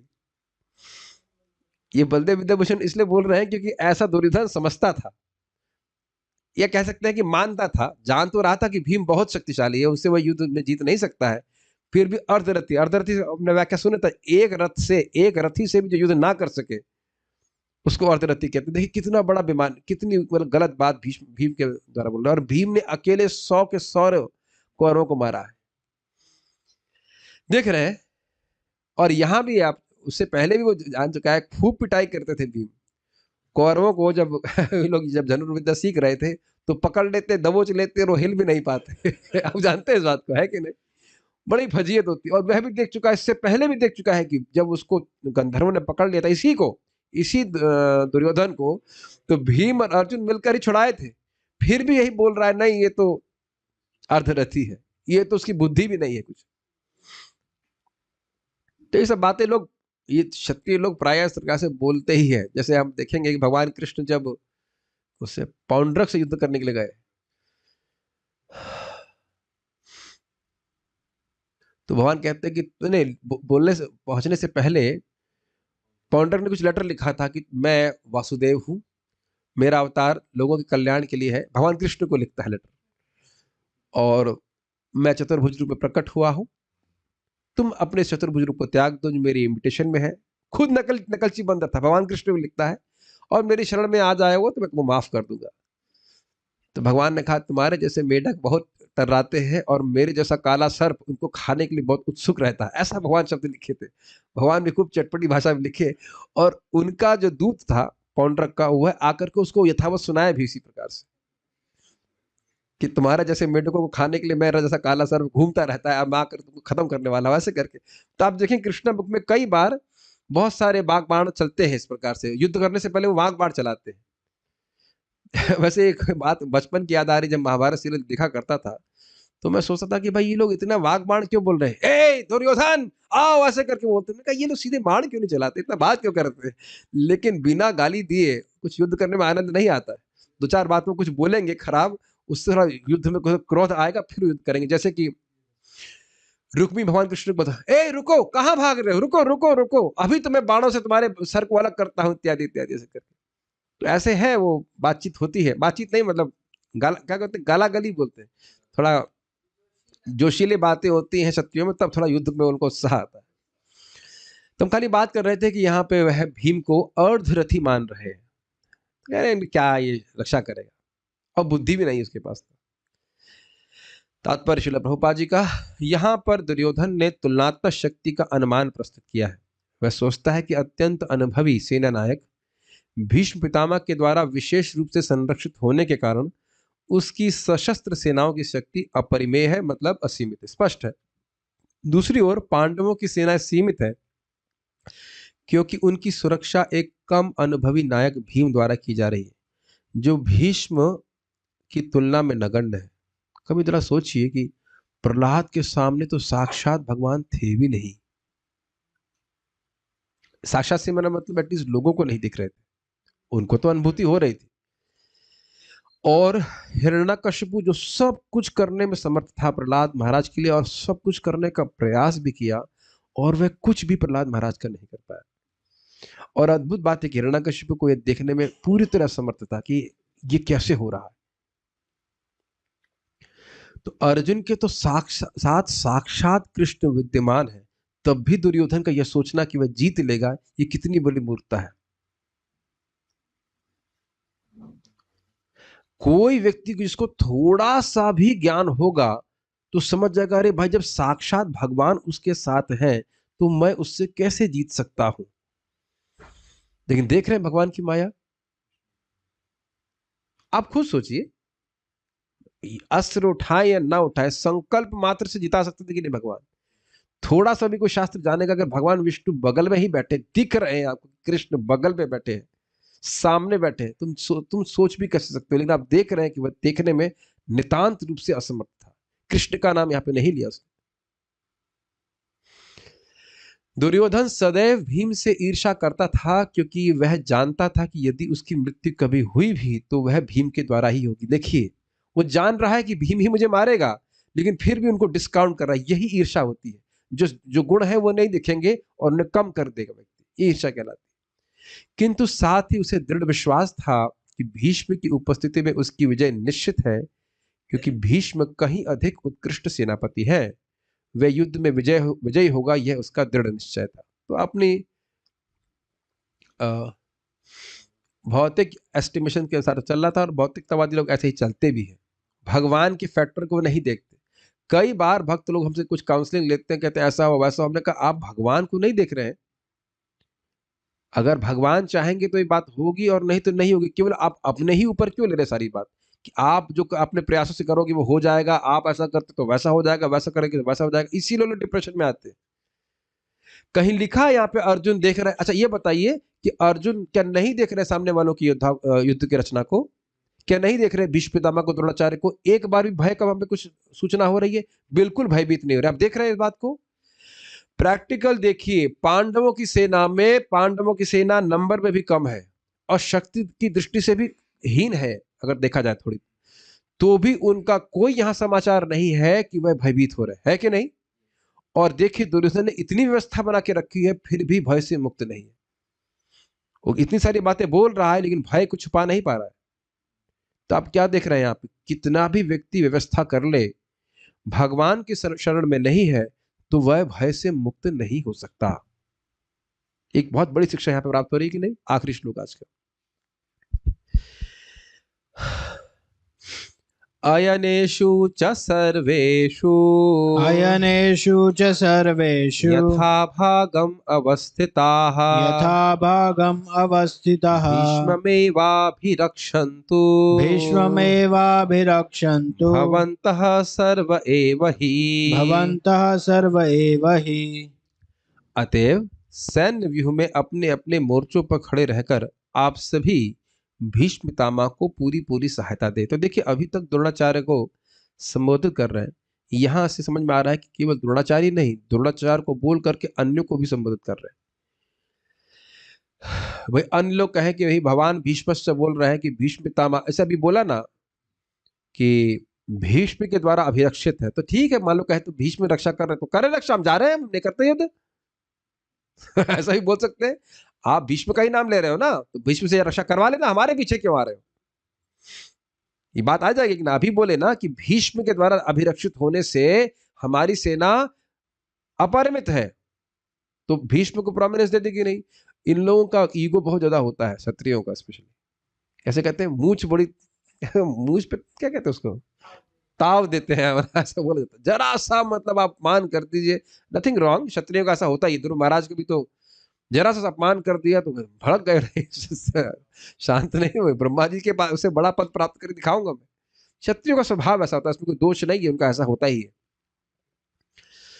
तो कह रहे अयनेषु मतलब सारे मोर्चों में, सर्वेषु मतलब सारे मोर्चों में, यथा भागम अवस्थिता, जिसका जिसका जो व्यवस्था बना दी गई है, अपने यथा भागम का मतलब तो अपने अपने स्थान। आप समझ रहे हैं कि इस कौरवों की व्यूह रचना होगी, उसमें अलग अलग मोर्चे होंगे। मोर्चे नहीं समझते हैं? नहीं नहीं, इसीलिए पूछा था मोर्चे का अर्थ क्या होता है। मोर्चे का अर्थ ट्रूप नहीं होता, मोर्चे का मतलब होता है फ्रंट्स, इंग्लिश में कहेंगे फ्रंट्स। ये यहाँ, ये युद्ध यहाँ, युद्ध ये यहाँ पे इस मोर्चे पे आएगा, इस मोर्चे पे ऐसे युद्ध करेंगे, पोजीशन कह सकते हैं, हाँ जी। और यथा भागम का मतलब जिस मोर्चे को जिसको असाइन किया गया है, आप आधे लोग इधर जाओ, आधे लोग पीछे साइड पे जाओ, बाकी मेरे पीछे कह रहे कि ऐसा नहीं किया होगा, इतने बुद्धू नहीं है, मतलब आप उस दिशा से युद्ध करिए, या चक्रव्यूह में है तो इस चक्रव्यूह में आप यहाँ स्थित रहिए, आप यहाँ स्थित रहिए। अगर आप महाभारत पढ़ेंगे तो स्पष्ट है, जैसे अभिमन्यु प्रवेश कर रहे थे चक्रव्यूह में, तो एक के बाद एक लेयर्स रहती है, उसमें लोग रहते हैं, यहाँ पे द्रोणाचार्य रहेंगे, यहाँ पे ये रहेंगे, ऐसे करके व्यवस्था होती है। जैसे चेस तो खेले होंगे कभी आप लोग बचपन में, इतना ज्ञान तो सभी टाइम तो बर्बाद कर ही देते होंगे मानव जीवन का। तो उसमें अब देखते हैं एक प्रकार की हम लोग क्या कर सकते हैं, मोर्चे नहीं लगा देते, यहाँ पे प्यादा, यहाँ पे ये, यहाँ पे वो, असाइन, हाँ या असाइन कर देते। वो युद्ध क्षेत्र में मानो चेस बोर्ड की तरह हर व्यक्ति को सेट किया गया है, उसने अगर ये व्यू रचना करी तो मैं ये व्यू रचना करूंगा, उसमें आपको यहाँ खड़ा होना पड़ेगा। अच्छा ऐसा समझते होंगे जैसे आप लोग वो देखिए 26 जनवरी में जब वो विभिन्न प्रकार की झांकियां निकलती हैं, तो उसमें हर व्यक्ति को एक विशेष स्थान पे खड़ा रहना पड़ता है, वो उस अर्थ में समझिए यथा भागम अवस्थिता। और बाकी तो समझ ही रहे, सेना में भी होता है कि जब कोई युद्ध होता है तो एक कुछ सैनिक यहाँ खड़े होंगे, कुछ सैनिक यहाँ खड़े होंगे, या खड़े होंगे मतलब वहां से युद्ध करेंगे, ये कहने का आशय। भीष्म मेवाभिरक्षन्तु, और आप भीष्म की ही निश्चित रूप से रक्षा सहायता करें। अकेले भीष्म नहीं कर पाएंगे, आपकी सहायता की नितांत आवश्यकता, आप लोग बहुत महत्वपूर्ण, ये कहने का अर्थ है। मान लो वो युद्ध करने को पीछे से अटैक कर दे तो क्या करेंगे बताइए, आपकी युद्ध की आवश्यकता है कि नहीं, ऐसे बोलिए। भवन्तः सर्व एव हि, भवन्तः का मतलब आप सभी लोगों की आवश्यकता है, हम अकेले युद्ध नहीं कर पाएंगे, भीष्मदेव तो है ही, आप सबकी आवश्यकता है, आप सब लोग महत्वपूर्ण। तो डिप्लोमेसी समझ में आ रही है आपकी? देखिए भवान भीष्मश्च, पहले द्रोणाचार्य जी का नाम ले लिया तो भीष्मदेव कहेंगे अच्छा पहले उनका नाम ले रहे हो, तो उधर बोल दिया भीष्म, भीष्म मेवाभिरक्षितम, भीष्मदेव की द्वारा रक्षा हो रही है, फिर वो लोग कहेंगे भीष्मदेव को ऊपर उठा रहे हो, नहीं आप भी महत्वपूर्ण है। तो इस तरह सबको मिला जुला के चलने के लिए युद्ध कर रहा है। एक इंटरेस्टिंग बात यह है कि दुर्योधन डिप्लोमेसी के द्वारा युद्ध करवा रहा है, युधिष्ठिर महाराज प्रेम के द्वारा, विशेष बात है।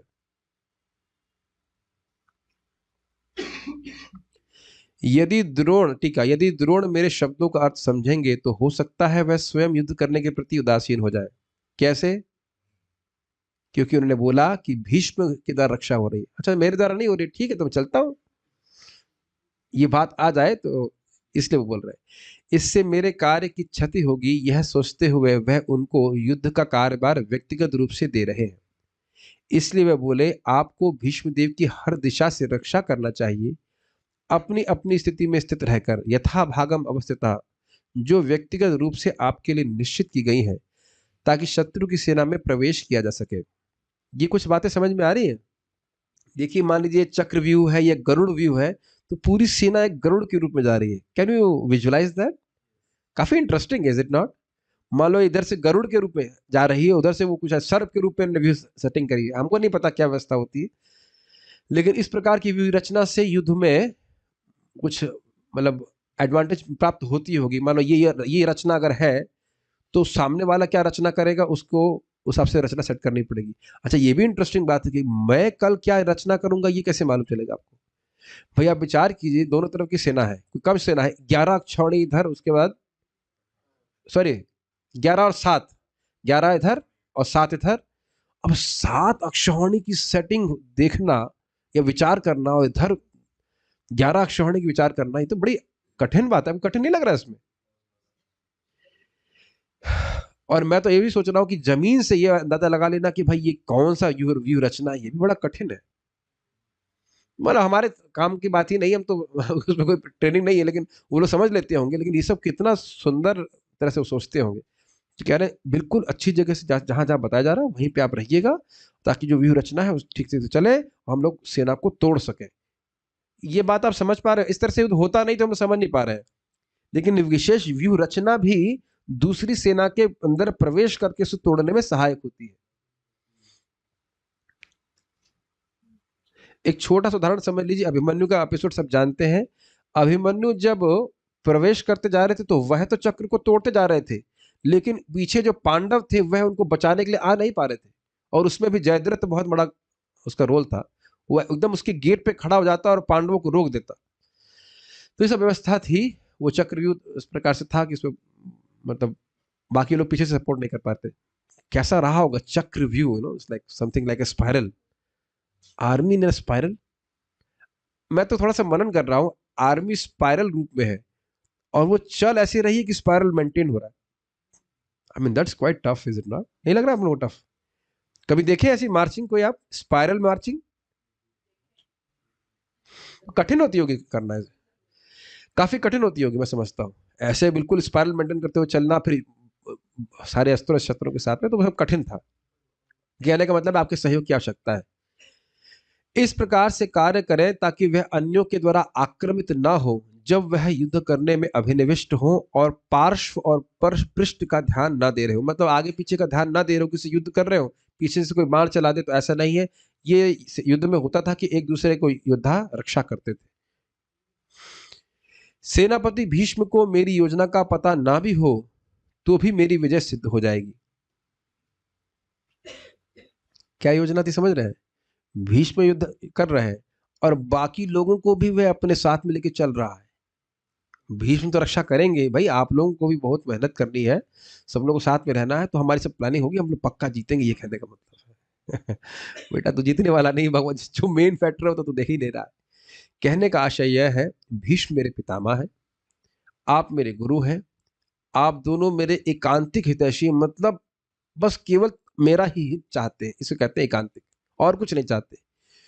क्योंकि यद्यपि आप मेरे अन्याय के विषय में जानते थे, जो मैंने द्यूत क्रीड़ा में किया था, ये बातें सब पता है ना, द्रौपदी का अपमान किए थे और युधिष्ठिर महाराज को छल से हराए थे द्यूत क्रीड़ा में, फिर भी आपने एक भी शब्द नहीं बोला जब द्रौपदी ने आपसे न्याय की गुहार करी थी। तो इस प्रकार उसने द्रोण से प्रार्थना करी कि वह पांडवों के प्रति अपने स्नेहाभास को त्याग दे, जो अभी भी प्रतीत हो रहा था। ये लाइन समझने का प्रयास कीजिए।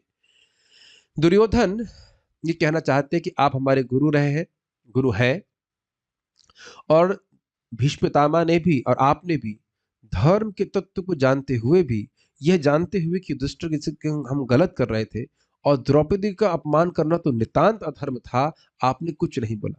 तो जिस प्रकार से आपने हमारे प्रति स्नेह प्रदर्शित किया, मेरे ही अनुसार कार्य किया, तो मुझे पूरा विश्वास है कि आप मेरे हित के लिए ही कार्य करेंगे, और इस हित में, मेरा हित करने में जो आपका थोड़ा बहुत स्नेह है पांडवों के प्रति, उसको भी आप त्याग देंगे, जैसे वहां त्याग दिया था ना आपने। इस तरह से बोलना चाह रहा है। ये सब ध्वनित अर्थ है जो आचार्य यहाँ पे प्रस्तुत कर रहे हैं।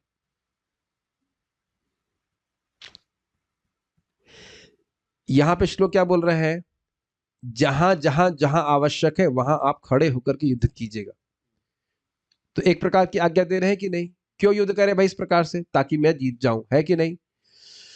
तो कह रहे हैं कि जैसे पहले आपने अपनी स्थिति को बदला नहीं, आप पांडवों के पक्ष में नहीं बोले, चुप रहे और मेरे ही पक्ष में रहे, ठीक उसी प्रकार से यहां पर भी आप युद्ध करेंगे और इसमें कोई आप स्नेह का प्रदर्शन नहीं करेंगे, मुझे पूरा विश्वास है। ऐसा भाषा में हम लोग उपयोग करते भी हैं, हमें पूरा विश्वास है कि आप हमारे साथ चलेंगे। इस अपने को अपनी तरफ अपने पक्ष में लेने के लिए लोग इस प्रकार की भाषा का प्रयोग करते नहीं देखे आप इसे? इतनी डिप्लोमेसी तो सबने देखी होगी, करी हुई है। ठीक ठीक है। श्रील प्रभुपाद जी का तात्पर्य, भीष्म पितामह के शौर्य की प्रशंसा करने के बाद दुर्योधन ने सोचा कि कहीं अन्य योद्धा यह न समझ ले कि उन्हें कम महत्व दिया जा रहा है। अतः दुर्योधन ने अपने सहज कूटनीतिक ढंग से स्थिति संभालने के उद्देश्य से उपर्युक्त शब्द कहे। ये बात समझ में आ रही है कि भीष्मदेव के शौर्य को कैसे बोला था? अपरियमितस्त्वन्य वो 7वें अध्याय का श्लोक आ गया। अपरिमेयम हमारा, सॉरी, अपर्याप्तम तु अस्माकम बलम भीष्माभिरक्षितम, हमारी सेना का बल तो अपरिमित है क्योंकि भीष्म के द्वारा रक्षित। तो भीष्म को वेट हो गया कि नहीं? तो अन्य लोग चिढ़ जाएंगे, तो कह रहे नहीं आप भी जरूरी हो इसलिए वो संभाल रहा है। उसने बलपूर्वक कहा कि भीष्मदेव निसंदेह महानतम योद्धा हैं, किंतु अब वे वृद्ध हो चुके हैं। अतः प्रत्येक सैनिक को चाहिए कि चारों ओर से उनकी सुरक्षा का विशेष ध्यान रखे। हो सकता है कि किसी एक दिशा में युद्ध करने में लग जाए और शत्रु इस व्यस्तता का लाभ उठा ले। अतः यह आवश्यक है कि अन्य योद्धा मोर्चों पर अपनी अपनी स्थिति पर होना चाहिए, स्थिति पर अडिग रहे और शत्रु को व्यूह न तोड़ने दे। स्पष्ट समझ में आ रहा है? पुस्तगति नहीं होना चाहिए, स्पेलिंग मिस्टेक। दुर्योधन को पूर्ण विश्वास था कि कुरुओं की विजय भीष्मदेव की उपस्थिति पर निर्भर है। उसे युद्ध में भीष्मदेव तथा द्रोणाचार्य के पूर्ण सहयोग की आशा थी, क्योंकि वह अच्छी तरह जानता था कि इन दोनों ने इस समय एक शब्द भी नहीं कहा था जब अर्जुन की पत्नी द्रौपदी को असहाय अवस्था में भरी सभा में नग्न किया जा रहा था और जब उसने उनसे न्याय की भीख मांगी थी। मतलब जब उस समय वह न्याय को बिल्कुल छोड़ दिए, तो अब न्याय क्या करेंगे? तो निश्चित रूप से हमारे तरफ से युद्ध करेंगे, चाहे मैं अधर्म की तरफ से ही युद्ध क्यों ना कर रहा हूं। कि दुर्योधन को पता थी बात, मैं अधर्म की तरफ से युद्ध कर रहा हूं, लेकिन जब इन लोगों ने पहले अधर्म का साथ दिया तो अभी वही करने वाले हैं। वह जानते हुए इन दोनों सेनापतियों के मन में पांडवों के लिए स्नेह था। दुर्योधन को आशा थी कि वे इस स्नेह को उसी तरह त्याग देंगे जिस तरह उन्होंने द्यूत क्रीड़ा के अवसर पर किया था। देख रहे हैं कि आप कह सकते हो कि प्रभु जी पढ़ ही क्यों रहे हैं, कुछ व्याख्या क्यों नहीं कर रहे? देखिए, पढ़ना ही अपने आप में पर्याप्त है। प्रभुपाद जी का तात्पर्य क्लियर है और ये हमारी अज्ञान को नष्ट करने वाला है।